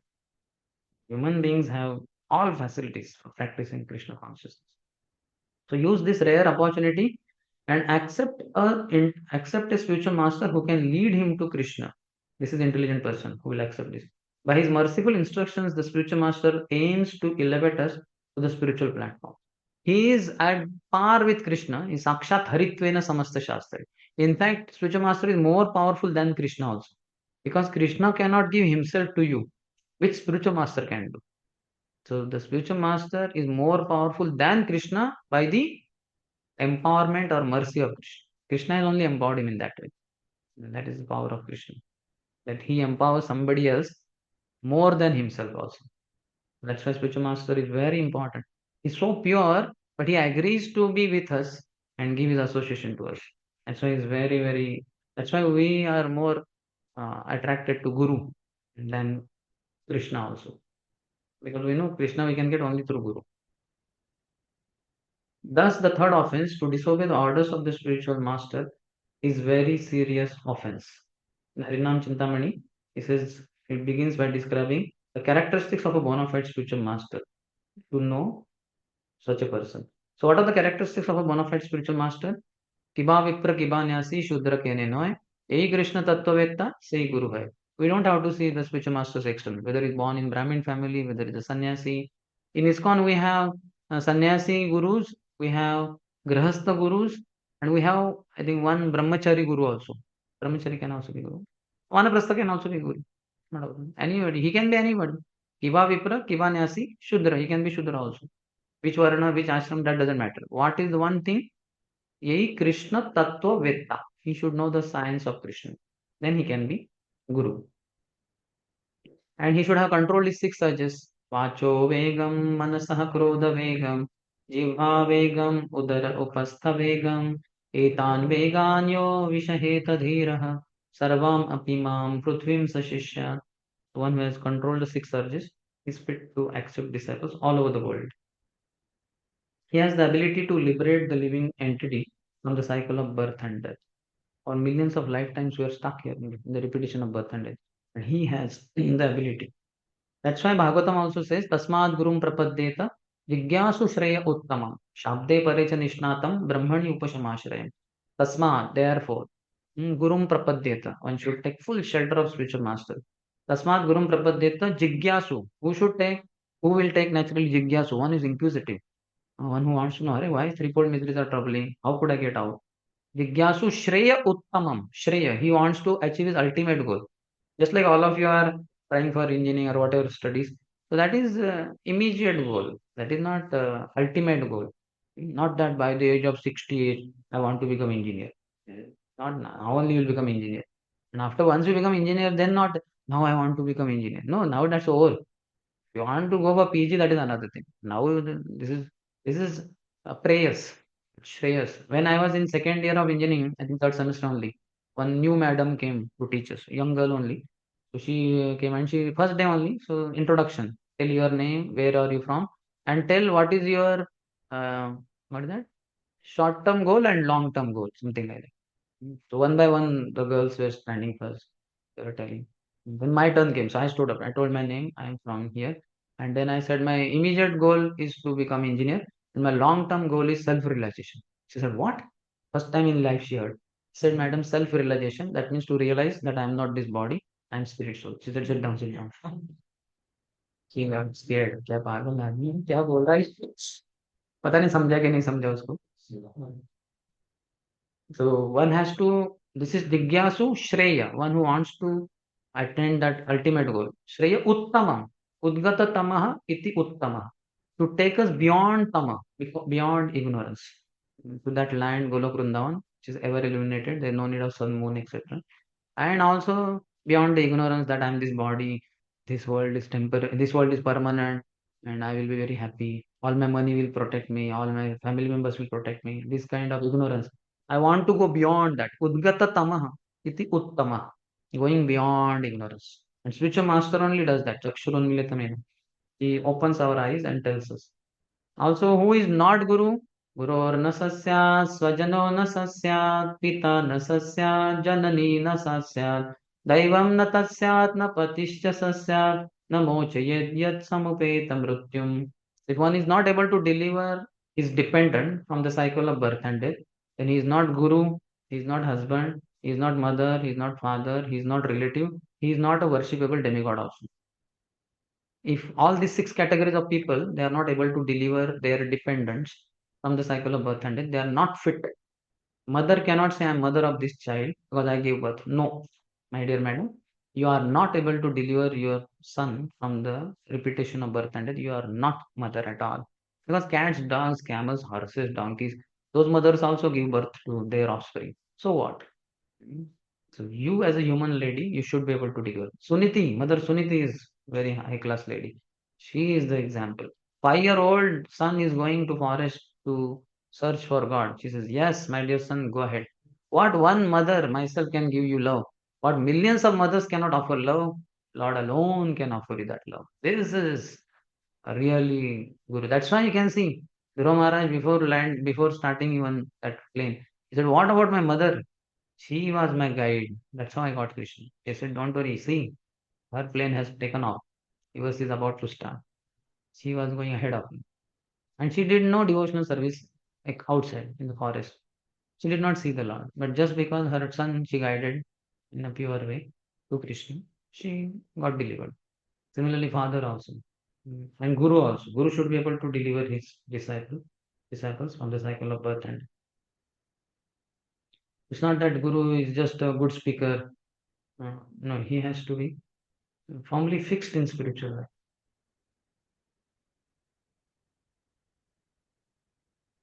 And he should follow what he says. You know that story. Sometimes they say Gandhiji or some other sadhu. That lady's son was addicted to eating sweets. She explained many times, but he was not listening. She took him to that sadhu or Gandhiji was. And that person, when he heard the problem, he said, could you come after 15 days? Mataji said, okay. After 15 days, she took. And that person said, sadhu said, my dear child, this is not good for you. Sweets, stop eating sweets. And the lady was wondering, are only 2, 3 statements? Then you could have told 15 days back also. The child stopped eating sweets. She asked, why didn't you tell that time only? Why did you make me come again? He said, that time, Mataji, I was also addicted to eating sweets. So when I understood I have to tell the child to stop the sweets, first I have to be not eating. So 15 days I practiced and I gave up eating sweets. And then when I called your son and told him, then it worked. Otherwise, it would not have worked. So thus, the guru should be practicing himself. We can see how important it is for a spiritual master to teach by example and to be Brahmanishta. Tasmat Gurum Prapadyeta Jigyasu Shariya Uttamam. Shabde Parecha Nishnatam. He's very expert in the scriptures. Shabde Parecha Nishnatam is expert. Brahmani Upashamashrayam. And he's fixed in Brahman, in Krishna. Brahmanishta. Firmly situated in spiritual life. Otherwise, he cannot induce others to give up their material life and begin with spiritual life. So, all of us were into material life. When we came across devotee, guru, or guru's representative, then we can see how our material life was removed, and now we are into spiritual life. So, guru has that power. Three kinds of spiritual masters he talks. One is Shiksha Guru, who instructs us, whose regular classes nourish us. And then next is Diksha Guru, one who takes officially responsibility of taking you back to Godhead through the process of initiation. he also gives Shiksha, but because he may not be all the time there around you, so he may request some other gurus who are called Shiksha gurus that please regularly guide my disciple now. And the guru may push forward. So those people are called Shiksha guru. There is no difference between Shiksha guru and Diksha guru. Both are pure devotees. But one takes the official responsibility, especially in organization like ISKCON. Then Diksha Guru will take responsibility officially, taking you back to God. So they are more or less same only. One gives Diksha and one gives Shiksha. One is called as initiating spiritual master, Diksha Guru. Other is called as instructing spiritual master, Shiksha Guru. Both are spiritual masters only. Both are pure devotees. And what are counselors and all? They are representatives of pure devotee, Shiksha Gurus, and Diksha Gurus. Some of the counselors may evolve in their consciousness and may become pure devotees. Then they are also Shiksha Gurus. But for now, they are called as counselors, mentors, some words like teachers, guides. This is okay. They are not yet pure devotees. They are in the process. One day they will become pure devotees. Then they also can be called as Shiksha Gurus. And one such Shiksha Guru may give you Diksha. So he becomes your Diksha Guru. Diksha Guru is only one. Shiksha Gurus can be hundreds. And third category he talks here is founder Acharya. It's very important because he's teaching Srila Prabhupada for all of us. He's the founder Acharya. Though we might have heard Patha Pradarshak Guru, that is okay. Initially, somebody guided you. But more important is the founder Acharya whose teachings we follow for all time. His role is very special. He's most important Shiksha Guru of the whole Sampradaya, even for the succeeding generations. 10,000 years, whatever, 1,000 years from now in ISKCON, your Guru, Diksha Guru, he his name also may not be remembered. Maybe somewhere in the books it will be there. And your Shiksha Gurus, they also not much. Names will be there somewhere. But Prabhupada, founder Acharya, will be very prominent in the lives of the devotees 1,000 years later, 2,000 years later, 3,000 years later. We will not be there. Hopefully, we will not be in the material world. But those generations will get guidance from Prabhupada. In Harinam Chintamani, founder Acharya, about founder Acharya, it is said, a devotee must understand that the previous Acharya, the original spiritual master of the Sampradaya, is the Shiksha Guru, and only his teachings are to be accepted, and not those of any other scholar or teacher. We don't accept any scholar, teacher outside. If his teachings are matching with Prabhupada, whose teachings match exactly with the Veda, then we may say, okay, that teaching is correct. You know that there is one book, I don't know the name now. Earlier name was Journey of Self Discovery, if I'm not wrong, in which many philosophers of the West, their philosophies are being told in short by Shamsundar Prabhu to Prabhupada. He's telling Prabhupada, Socrates says this like this, or somebody else like that. And Prabhupada says, okay, this is correct. Vedas say this, and this is no, this is not correct. Which book? Doubting? Beyond Doubt and Illusion. Beyond Illusion and Doubt. So there you can see that. So that we say, okay, that part. But that doesn't mean that he's my hero now. Socrates is my hero, or that Marxist or somebody like that. No, that okay. So that part, they are correct. But we have our guru only, founder Acharya, Prabhupada, whom we follow. The teachings left by the founder Acharya of the Sampradaya are to be especially honored. He is to be respected as the crown jewel of all spiritual masters. His perfect philosophical conclusions have to be adopted by every member of the Sampradaya. All contradicting teachings must be rejected. One should only accept his teachings and conclusions and none other, and one should not receive spiritual initiation in any other disciplic succession. So no question of going for Diksha to any other Sampradaya. Sometimes it has happened, I know in South India, some of the boys we preached in college, one at least. So he went to Shri Sampradaya to take Diksha. And he took also. But then afterwards he came back to ISKCON because there are no regular classes and there's no structure there. So he thought wise life and all that youth center that was very good. So he's continuing now. But he's initiated in Shri Sampradaya. So we don't have to go to other Sampradayas. We have everything. In fact, we have the topmost thing, that Madhurya Ras, which you will not get anywhere else. This is the what do you call brand of ISKCON. Brand Prema Mahatma Gaudiya Sampradaya. You can be friend of Krishna, you can be parents of Krishna, you can be lover of Krishna.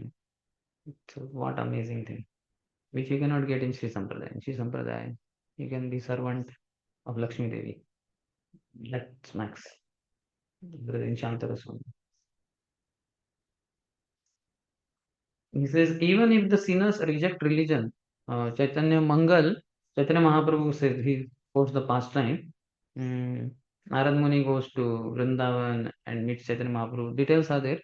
So there he says, oh Lord, Narad Muni is concerned. People in Kali Yuga are suffering like anything. How would they be delivered? So Lord says that I will soon come on earth as Chaitanya Mahaprabhu. And then you demigods also, they will appear. Then he says, and I will preach Sankirtan moment in Kali Yuga. Then he says, even if the sinners reject religion or flee to foreign countries, still they will get the mercy. I will send my Senapati Bhakta, my supreme commanding devotee, to go there and deliver them. Moro Senapati Bhakta. He will go, he will catch. So Prabhupada is that Senapati Bhakta, the commander in chief of Lord Chaitanya's army. Only there, there nobody else matches with that description. What Chaitanya Mahaprabhu is saying. Similarly, in Padma Puran, Uttarakhand, their Bhakti Devi is telling Narad Muni that I will be taken to the foreign lands. Videsham Gamyate Maya. So who took Bhakti Devi to foreign lands? Only Prabhupada. Prabhupada's position is very unique. We have to respect him. He is the preeminent Shiksha Guru of all the devotees in ISKCON. Preeminent. Eminent, you understand? Eminent means what you call prominent, kind of, preeminent. In the eminent people also preeminent is Prabhupada. Everybody who comes to ISKCON, he comes because of Prabhupada only. Through book, through prasad. Some devotee also made the devotees of ISKCON, who is influenced by Prabhupada's teachings. So thus his position is very, very unique. He actually instructed us to chant 24 hours a day. Prabhupada is saying, if possible. That is, if our service allowed the time. So Prabhupada told that chant 24 hours a day. That is counteracharya. One should avoid receiving teachings from other sources since they may imply different directions and cause bewilderment and havoc on one's spiritual path. One should only follow a Diksha Guru or Shiksha Guru who very faithfully follows the teachings of the founder Acharya. So we have to take Diksha from such a Diksha Guru who follows Prabhupada perfectly. And similarly, Shiksha Gurus also are one Guru or two, three, four Shiksha Gurus whom we choose in our life. They also have to be perfect followers of Srila Prabhupada. So then our life will reach perfection. How should one respect the spiritual master? First, both the Diksha Guru and the Shiksha Guru must be understood as intimate servants of Krishna. They are manifestations of his energy. One should not think Acharya to be an ordinary person. Acharya Mam Vijaniyam. Know the Acharya to be myself. Na avamanyata karichit. Never disrespect an Acharya. Sarva na marte buddhi asuyeta. Never be envious of an Acharya. Never think him to be an ordinary person. Sarva Deva Mayo Guru. And all the demigods are residing in the body of a Acharya or Guru, spiritual master. So we should be careful while dealing with the spiritual master. But if we go very close to his body, then we say his body is like me only. One knows and this and that. And he also feels hungry. So one may commit mistake or offense. Guru aparad may happen. That's why most of the disciples should be only sticking to Vani Seva. From distance, you hear Guru and follow them. Only very few are very advanced, and they're advanced by hearing very, very faithfully the instructions of the spiritual master and by serving, executing those instructions. So they go very close to him, they see his body, there is not a problem. They can do intimate service physically. They will not commit offense. But others are susceptible to commit offenses. That's why it is said three things we should keep safe distance from. One is fire, the other is deities, and third is spiritual master. Fire, if you go very close, you keep your hand on the fire for warmth. Warmth is okay, but if you don't remove your hand will be burnt, body will be burnt. Similarly, deities also. That's why so many rules and regulations. Though we worship Radha Krishna, we worship them in the mode of Lakshmi Narayan. Because Lakshmi, Jagan Mata, Narayan, Jagat Pita, with awe and reverence. Otherwise, with Krishna, we may become casual. Oh, they are like my boyfriend and girlfriend. That casual behavior should not creep in. That's why acharyas are told we have to worship them in the mood of Lakshmi Narayan. So that's why so many rules and regulations. Even just to enter in the altar, to take bath, wear fresh clothes, put tilak and all that, do achman, pay obeisances, offer flower to spiritual, everything outside, and then knock the door, then enter, and then you cannot loudly speak, shout there, silently, all that. So many rules because no, it's a serious thing to be in the altar. So fire, deities, and guru is the third. So that's why one should be careful. Svandomui savadhanamate. Be very cautious while being in the physical proximity of the spiritual master. One may take him cheaply and one may commit offenses. One will ruin his spiritual progress. The spiritual master should always be worshipped before one starts to worship Krishna. So that's why here in the altar we don't worship Guru, we worship Krishna. But we cannot directly go to Krishna, so we go by taking permission of Guru, assisting Guru. But here, when we have morning 7:35 or whatever, this Guru Vandana, Guru Puja, so that is for Prabhupada. So there we start direct. Similarly, Tulsi Puja also, Tulsi is another purity. You don't have to take permission of Prabhupada and all. Because you are not worshipping the Lord, you are worshipping another great eternal devotee. So you don't have to take permission. I had asked this question to Narsingh Kavach Guru. Many devotees don't know. Before starting Tulsi, you must have seen me. Directly start. Because she's a pure devotee. But I cannot start like that directly Gopal. No, I have to take permission of Gurudev, Prabhupada. Like that. Then with their blessings and all, then I can worship Gopal and then Radharani. So one has to know the complete science properly. The spiritual master should be always worshipped before one starts to worship. He should be offered a nice seat, shoes, food, bathing, cloth. When he comes to house or there also, we do that. There is something called as Bhuta Shuddhi. Many other things are there in deity worship. Food should be first offered to the deities and then to the spiritual master. We give the plate to Guru, Guru gives to Param Guru, and then it goes to Krishna. So we don't offer bhoga to Guru, we offer to Krishna through the medium of spiritual master. One cannot worship Radha Krishna without the permission of the spiritual master. Before chanting the holy names, one should also remember the spiritual master and his instructions. It helps to invoke his presence by prayer while chanting. This is very important. We mechanically chant the Pranati mantra of our spiritual master, but ideally it should be done with awe and reverence, remembering him, and then he is there. I'm sitting next to him at his lotus feet while chanting Hare Krishna, Hare Krishna, Krishna Krishna, Hare Hare, Hare Rama, Rama Rama, Hare Hare. Then there are further statements in the Vedas. One should respect his bed, his seat, his shoes, his vehicle. For that matter, devotees also. First of all, let's say this door, passage is there for us to go in any direction. So nobody should keep their shoes, chappal, sandals in the pathway because others have to step over that. It's, that is not good. You should either this side, that side, but not in the pathway. This is for other devotees also. And what to speak of spiritual master shoes are there. Then you cannot cross over it, you cannot step over it.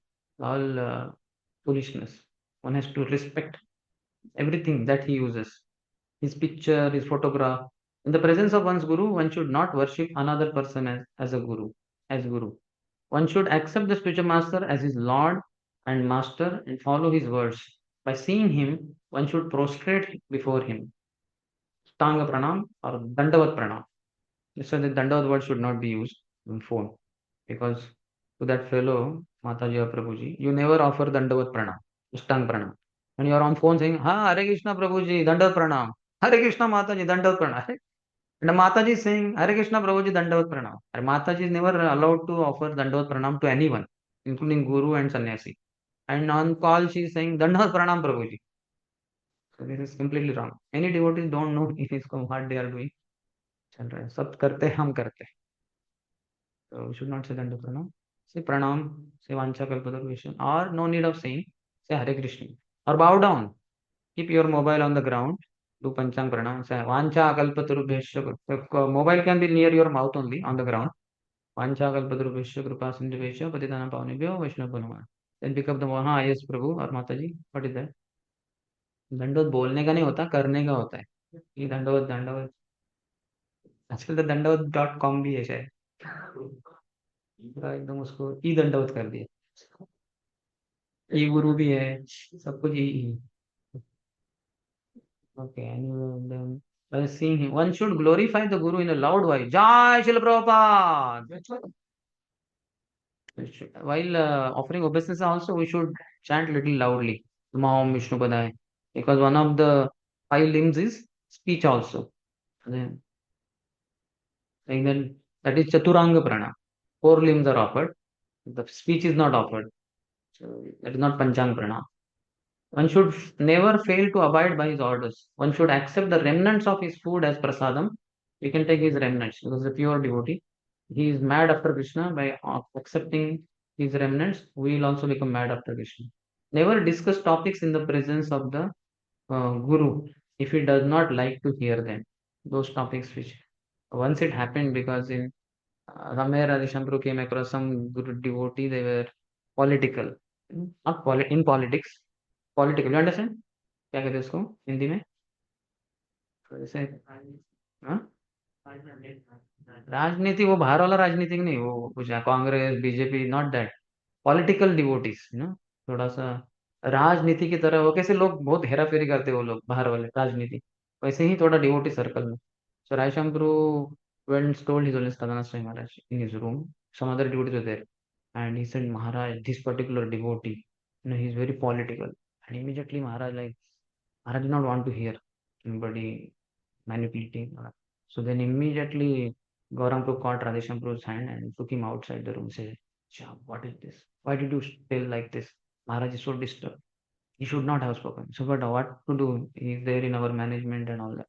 So no, Maharaj doesn't like to hear about political devotee. He should not have spoken. So then he again took Radheshampuru inside the room, and then Gauranga changed the subject matter. He started speaking about something which was very pleasing to Maharaj. Said in GV Maharaj, we are now having this, and then we are starting that plant, and devotees are coming for. And Maharaj was very happy. So he changed very wonderfully. So one should not even discuss the topics which are not pleasing to Guru. So for that, one should have heard spiritual master sufficiently to know what is his mood, what he likes, what he does not like. Something he does not like, we should not speak about that subject matter in his presence. Humbly surrendering to the lotus feet of the Guru, one should act in such a way that he is satisfied. By following these injunctions while performing Sankirtan of Krishna's name, one will attain all perfections. Then he talks about initiation. Many devotees are eager to know how will I be initiated. Initiation is given after having received knowledge about the holy name from the Guru, when full faith in the holy name has developed in the heart. This is again an indication on how the qualifications of a Vaishnava are related to his chanting of the holy name. One who chants with full faith is qualified for initiation because he has received and can appreciate the most important present from the spiritual master, the holy name. So holy name is the topmost gift spiritual master awards us. So one should have heard about holy name from spiritual master glories, and one should be chanting, and one should be having faith in the holy name. One feels this is my life. Krishna in the form of holy name is my life. That conviction one who has, he should take formal diksha, and he gets beads on which spiritual master has chanted, and he has not empowered the beads, he has empowered the process of chanting of the disciple by praying for that disciple to Krishna. And one can chant holy name. How and why does the third offense appear? Whenever we see the spiritual master with the mundane vision, we consider him to be ordinary human being. दृष्टि स्वभाव जनित वपुषश्च दोषे। स्वभाव, हमारा सबका स्वभाव होता है, दोष देखते रहते हैं। और फिर वो गुरु भी देखेंगे हमें, तो गुरु में भी दोष देंगे, वो इधर इनकी मोल है, या फिर इनका थोड़ा सा बाल सफेद है, या फिर बाल्ड है, ये है वो है। So one should not see spiritual master with material vision. He doesn't see his body with that vision that I am the body. He never thinks like that. He thinks I am child of Krishna. And you are seeing him as his body. What a foolishness. He is with his body 24 hours, but he doesn't see himself as body. And we see him sometimes, and we see his body has some defect. Then what have you got to do with his body?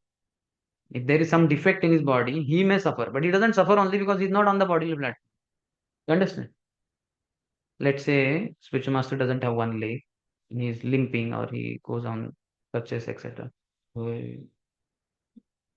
he's lame. Why do you see that? What is the problem? You have two legs, now you walk, and you are not able to walk. But spiritual master instruction, Pangum Langayate Girim. One can cross millions of mountains by hearing from spiritual master. So physically, his body doesn't have one leg. What is your problem? It is only your bodily conception of life that makes you think that he has one leg only.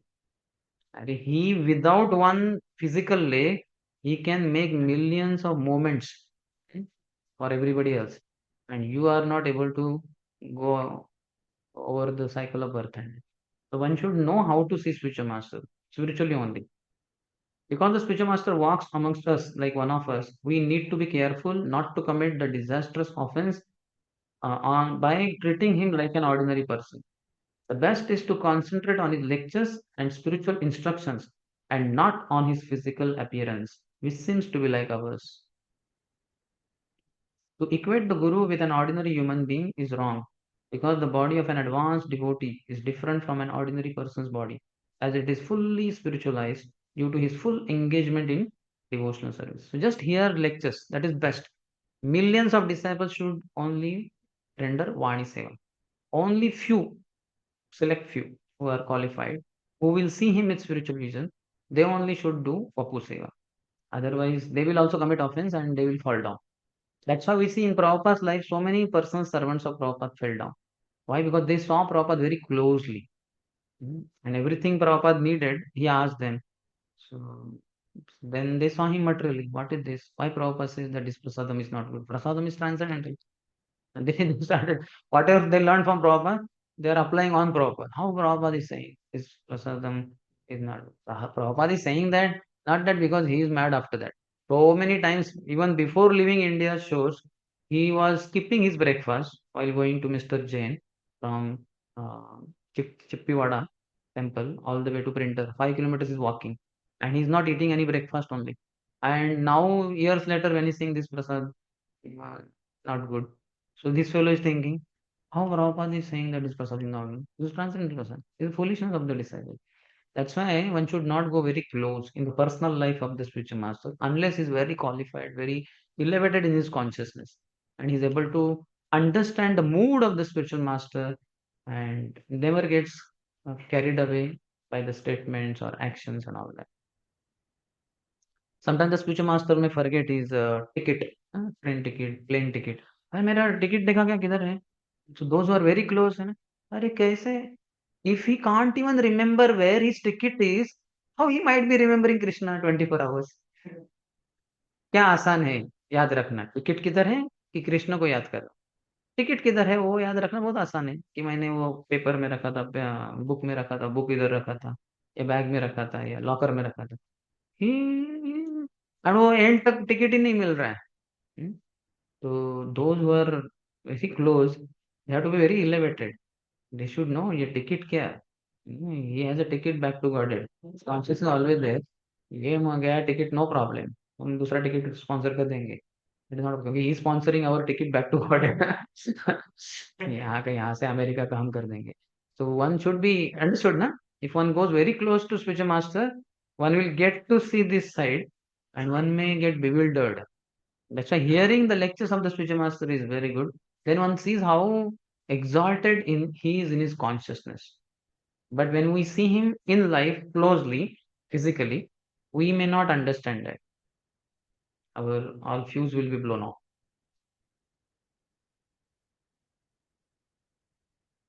To equate the guru with an ordinary human being is wrong because the body of an advanced devotee is different from an ordinary person's body as it is fully spiritualized due to the full engagement in devotional service. How can third offense be rectified?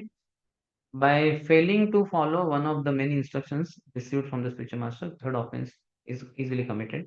So one should hear spiritual master with rapt attention. Guru Mukha Padma Vakya Chitte Koriya Aikya Aranna Kori Ho Mane Asha. So hear him, hear many lectures, make notes, read those notes, share those notes, and think, how can I develop this quality? Spiritual master wants me to be always humble. He wants to be tolerant. He wants me to respect others. So I don't have this quality of respecting others. So what to do? Ask him the question. Ask some seniors the question. Spiritual master wants me to be always humble, but I'm not humble. What to do? And be sincere disciple. If one has rejected or disrespected a bona fide Nam Diksha Guru because of bad company or contact with nonsensical literature, one should immediately give up such unfavorable company and literature and repenting piteously fall at the Guru's lotus feet. Some nonsensical literature, Mayavadi literature we came across. So they are Guru is speaking something else. This literature speaks like this. And so many copies are sold. That means Guru is wrong. So don't read nonsensical literature, read only the literature coming in parampara, or in case you happen to read something like that, give up that literature, repent piteously, fall at the Guru's lotus feet. Since the Guru is very merciful, he will re-establish a fallen disciple in his former position. By continuing to chant, the disciple will attain prema, pure love of God. This is the wonderful feature of the third offense. While approaching the bona fide spiritual master, you can always count on his mercy. How merciful is my spiritual master? He did this for me, that for me, and his lectures are so soothing, his kirtans. Just the thought, remembering my spiritual master enlivens me like anything. Understand? Just like in severe cold, when we go close to fire, how warmth we get and we feel very nice. Like that, just remembrance of the spiritual master is so amazing. You are altogether situated in Golok Vrindavan only. In 1998, after my Diksha, I wrote email uh, to His Holiness Radhanath Swami Maharaj.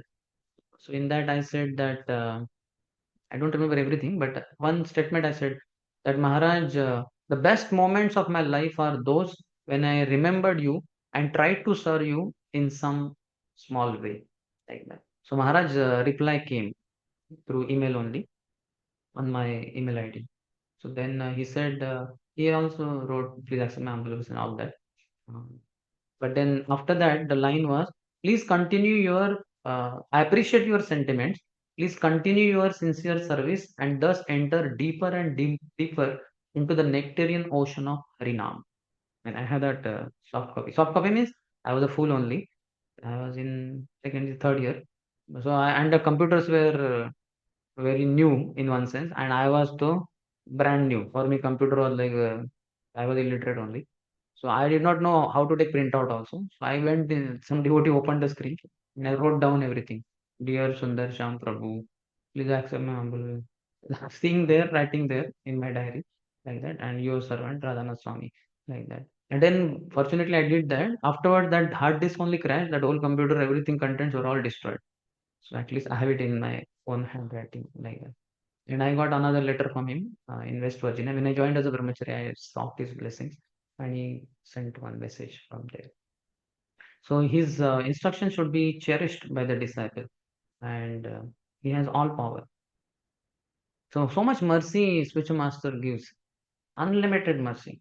Of course, one should endeavor to extinguish the causes of one's disrespect and not commit this offense again and again. And Narad Muni is saying in this regard, in to King Yudhishthir, Bhagavatam 7:15-25, purport or a translation maybe. One must conquer the modes of passion and ignorance by developing the mode of goodness.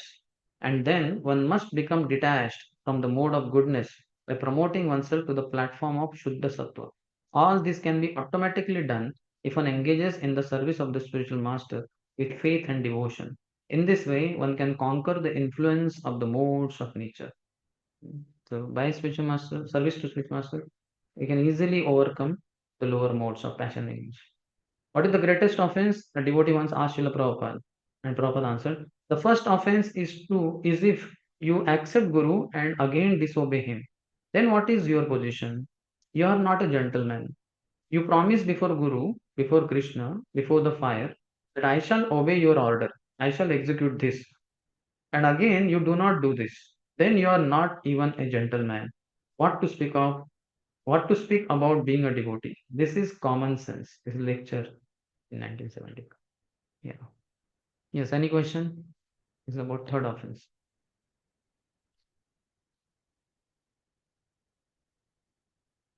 What I do, I keep hearing Guru Maharaj lectures. And so powerful, so inspiring. Vani is so powerful. directly connects to Krishna. Altogether, the consciousness is transported to Golok Vrindavan, to Mayapur. It's amazing. Any question?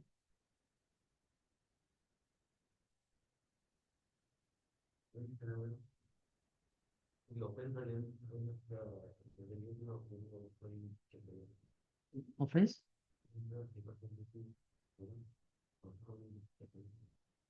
Yes, because Guru, ideally, only Krishna is the Guru originally. Krishna Vande Jagat Guru. Or Balram is Adi Guru. All other Gurus are just the manifestations of them. The same mercy principle. They come. So, to the degree that representative of Guru is in line with Guru's instruction and surrender to him, to that degree, offense to him also will matter, will affect our spiritual life negatively. May not be as powerful, as pure as spiritual master. So that much severity will not be there, but some problem will definitely come. To the degree a devotee carries that power, Krishna Shakti, to that degree, offense to him becomes hazardous, dangerous. That is in general applicable to anyone. Here is one question. I am confused about what should be that I am becoming too much. Oh, no, no, this is starting in this. Hare Krishna Prabhuji. Hare Krishna.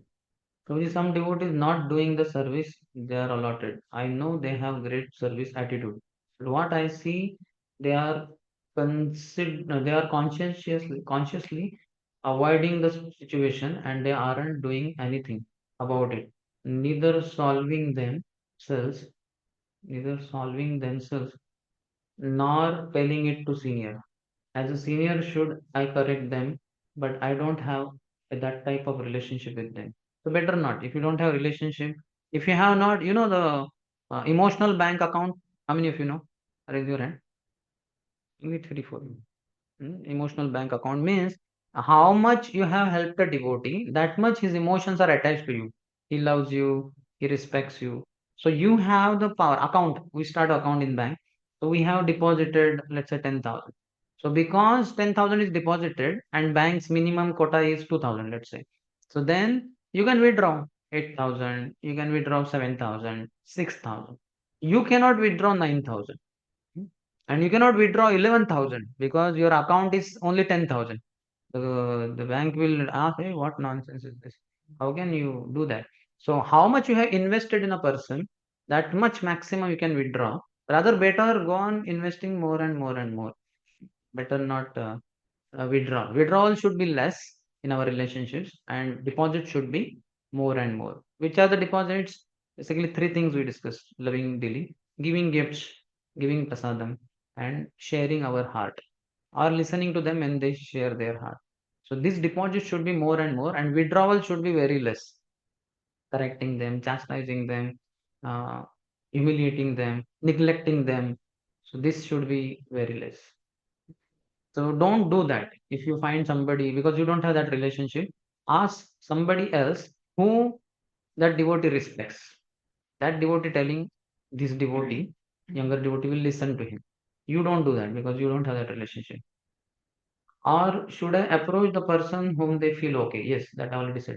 I'm confused about what should be that I am becoming too much envious of them as with time they will lose their bad qualities. No, never become envious of any devotee. Why should you be envious?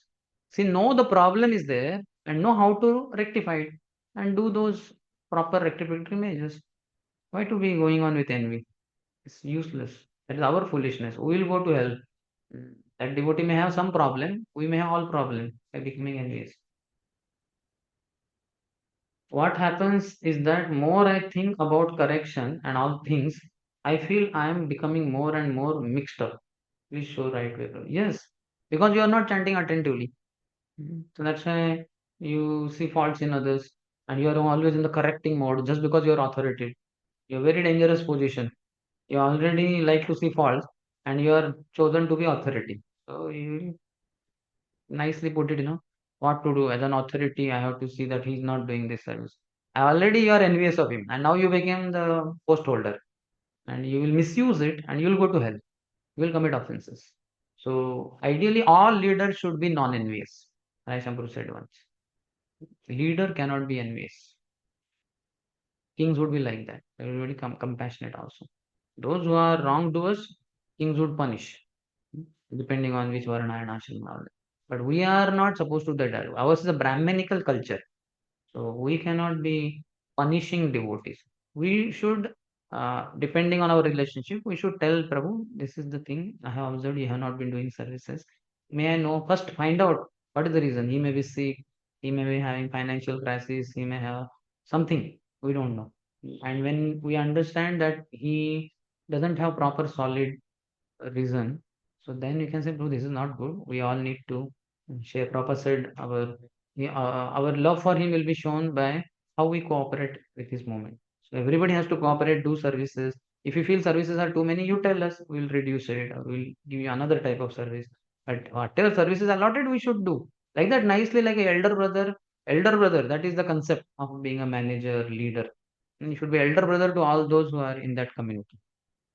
If you are very senior, then you are like father for everybody in the community. But how father or elder brother? They are very loving and they correct also and they tell how to rectify also. But they don't become envious of their subordinates. So this is not good.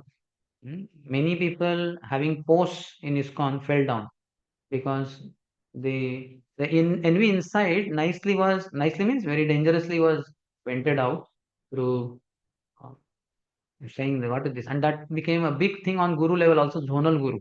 In this area, only our guru can be initiating guru. Everybody in this area who becomes 16 rounder has to accept initiation from our guru. And the zonal acharyas were worshipped like anything. Sometimes Prabhupada disciples also told their god brothers that because they were grihasthas, and the zonal acharya is a guru, is a sannyasi. That Prabhu or Maharaj, that when you are coming arrival, thousands of devotees there, and in temple hall, Guru Puja is going on, there are only two, three devotees there. So this is not good for you. Prabhupada Guru Puja, how can we be neglected? Either you should come before and you also do Guru Puja, or you can come later, not in that time. Or even if you come that time, let it not be in such a way that thousands of devotees are told to come for Guru Maharaj arrival, and here they are neglecting Prabhupada. So unfortunately, some of them did not listen. They left ISKCON. So one cannot be just because you are guru. It is written there. Even if one is a sannyasi and he offends an innocent person, materialist, he will fall down from his position. You have no right just because you are an authority. Authority means you should be very humble. He's a servant. He's a servant of the servant of the servant. More you are in higher authoritative position, more you are down the line. Servant of the servant of the servant of the servant. You have small post, you are servant of all those who are in that department, in that community. If you have higher post, then you are servant of the servant.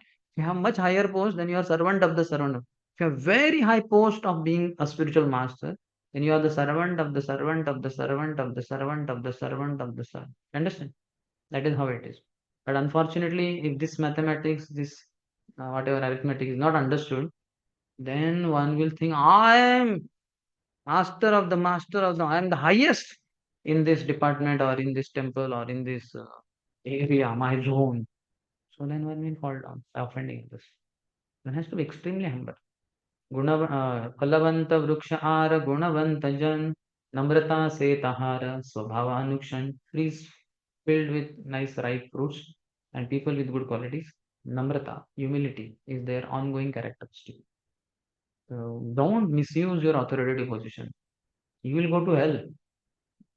The position is very nice because you have so many resources. You have money with you have vehicles with you have many things with you have buildings with you. Use them all in the service of great souls and even other younger devotees also. But don't misuse by getting into some wrong zone of being arrogant. It will be very dangerous. Everybody has to be careful. You cannot be. Prabhupada says even for 20 years you have driven on royal highways without accident. Doesn't mean that now you will not have any accident. If you think that I am such an expert driver, never accident for 20 years. After 20 years, you'll have accident. People say, kya? After 20 years, how you have accident? If it was in the beginning, it was understandable. You will get more blame. Next question. If consciousness is not to that level that I can see spiritual master spiritually, but IG, Guru asked, huh? I guess, but I guess Guru asked some personal service. See what? I don't know whether it's a spelling mistake or it's a short form of IG. No, sir, I guess. I guess Guru asked some personal service. If Guru, acha, you wanted to write if Guru. But if Guru asked some personal service, then what to do? So if you are not able to do, you don't want to do, you can ask him that could I get it done through some devotee? He may say yes, okay. Because he may not be necessarily wanting you only to do that service. He wants that service to be done because he doesn't have time. Otherwise, he himself would also do. If I will serve, then will also then will also by default see with material vision also. No, it depends. If you have heard him sufficiently in lectures, then you may not have. You may be very eager to render that service. It's fine. Somebody has to do that. If you have that consciousness, that so nice, I'm going closer to Guru. Ishwar Puri, as a sannyasi, cleaned the body and clothes and the car, what you call it, bed sheet, etc. of Madhvendra Puri in the final day. So Madhvendra Puri, his body was invalid. He was passing urine and stool in the same bed. And Ishwar Puri did all nice services, cleaning his body, clothes, etc. He cooked for him, he fed him, he read from Srimad Bhagavatam, etc. He chanted next, sitting next to him. Suja Master became very pleased. He blessed him. May you get Krishna Prem. So somebody's conscience is very good. He can go close. So delight. It's a great pleasure. Going very close to Yaharani Kate Gele Papa Dore Ja Ye Monodayala Prabhu Keba Kothapa. Just by going close to a pure devotee, all pop sinful reactions they all fly away. Who could be more merciful than spiritual master?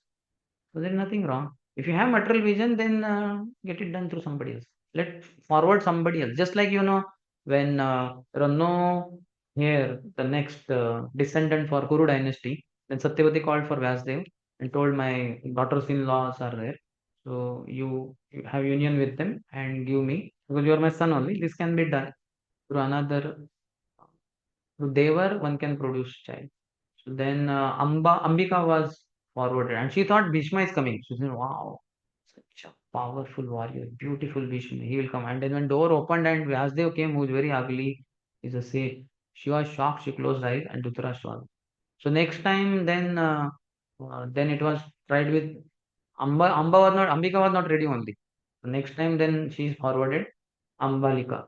So Ambalika was given guidance and she tried to not close eyes, but she became pale. She got frightened by seeing such a ugly person. Pandu was born, who was weak in that sense. And then third time again tried what to be tried. Both were not ready. Ambika also and Ambalika. So what they did, they forwarded that Shudrani. And that's how Vidur was born. So if we are not able to do some service, now in one sense, these two committed offense hmm, because of too close association. So then next time they did not want to see him with material vision. So they forwarded that Shudrani. And she was Shudrani only, in one sense, low class woman. So she very nicely received him. She washed his lotus feet, massaged everything. And he had union with her. And Vidurji was published, who was perfect in intelligence and all that. So if we feel a difficulty, we can forward another devotee. We don't have to do.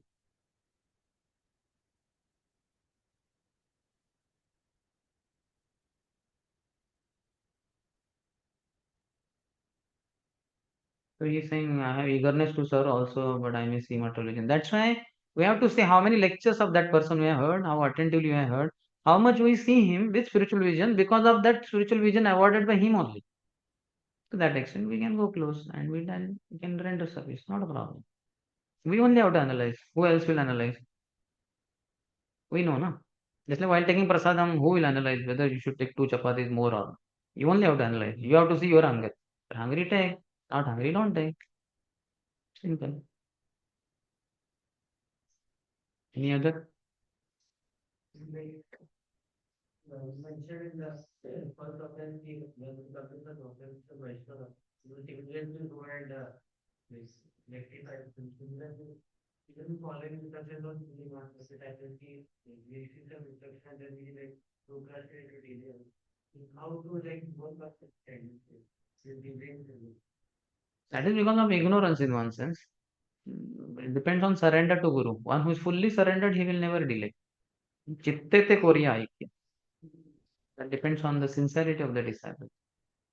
So, in case too much confusion, you approach some senior, local senior, and say that spiritual master instructed like this. I have not done already this much period is over. What should I do? Okay, and then they will guide you. In spiritual life, anytime confusion, we should immediately approach immediate superiors because the very remote superiors may not be available. Here is like asking if Shiva name and Shiva is different, then how that one who chants Shiva name will attain Shiva Lok. Chanting Shiva name, they also got the liberation. As such, liberation is given by Vishnu alone, nobody else. Mukti Pradata Sarvesham, Vishnu Revana Samshaya. Only Vishnu can give Mukti. As far as going to Shiva Lok, I don't know who exactly goes there. But here it is mentioned the names of demigods. Shiva is special, certainly, though he happens to be one of the demigods. He is neither demigod in one sense, he is above demigods, but he is above below Vishnu. His category is different. But in general, other demigods, their names and they are not same. Any other? Could we end? Mataji have question? No question. Familiar. You have?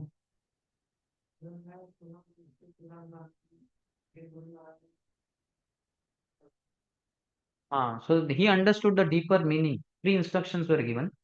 If you don't know the deeper meaning, you feel like Bhaktan Thakur broke all the three instructions given by Gaur Kushrava. Never go to Kolkata city. So he made his headquarter only in Kolkata. How? What he meant in Kolkata, all Maya is very strong. It's a metropolitan city, British capital also. Never get influenced by the Maya in Kolkata. Bhaktan Thakur went there, preached like anything, and removed Maya from there for everybody else also. And he never fell in Maya. So that was one. Second was never accept disciples. So what he did, he had 10,000 plus disciples. He always thought that I'm the servant of all these disciples. So he never boss. So that was the inner meaning. Never be bossing. And what was one more? Never associate materialistic people. So that he never associated. He gave them his associate. So he understood the inner meaning. Okay. So we'll end. If you have some questions, you may ask in the evening. शिल प्रभुपाद की जय समवेत गौर भक्त वृंद की जय निताई गौर प्रेमानंदे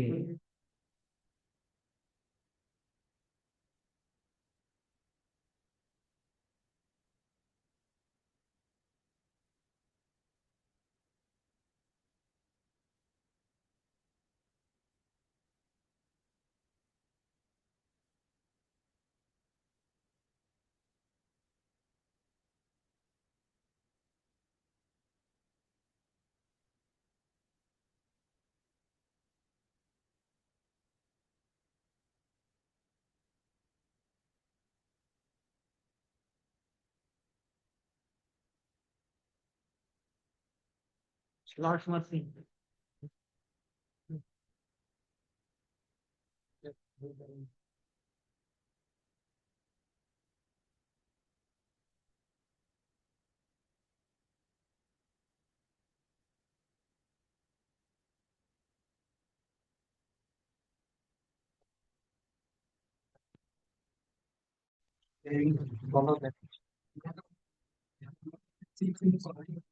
Mm-hmm. Did we often see?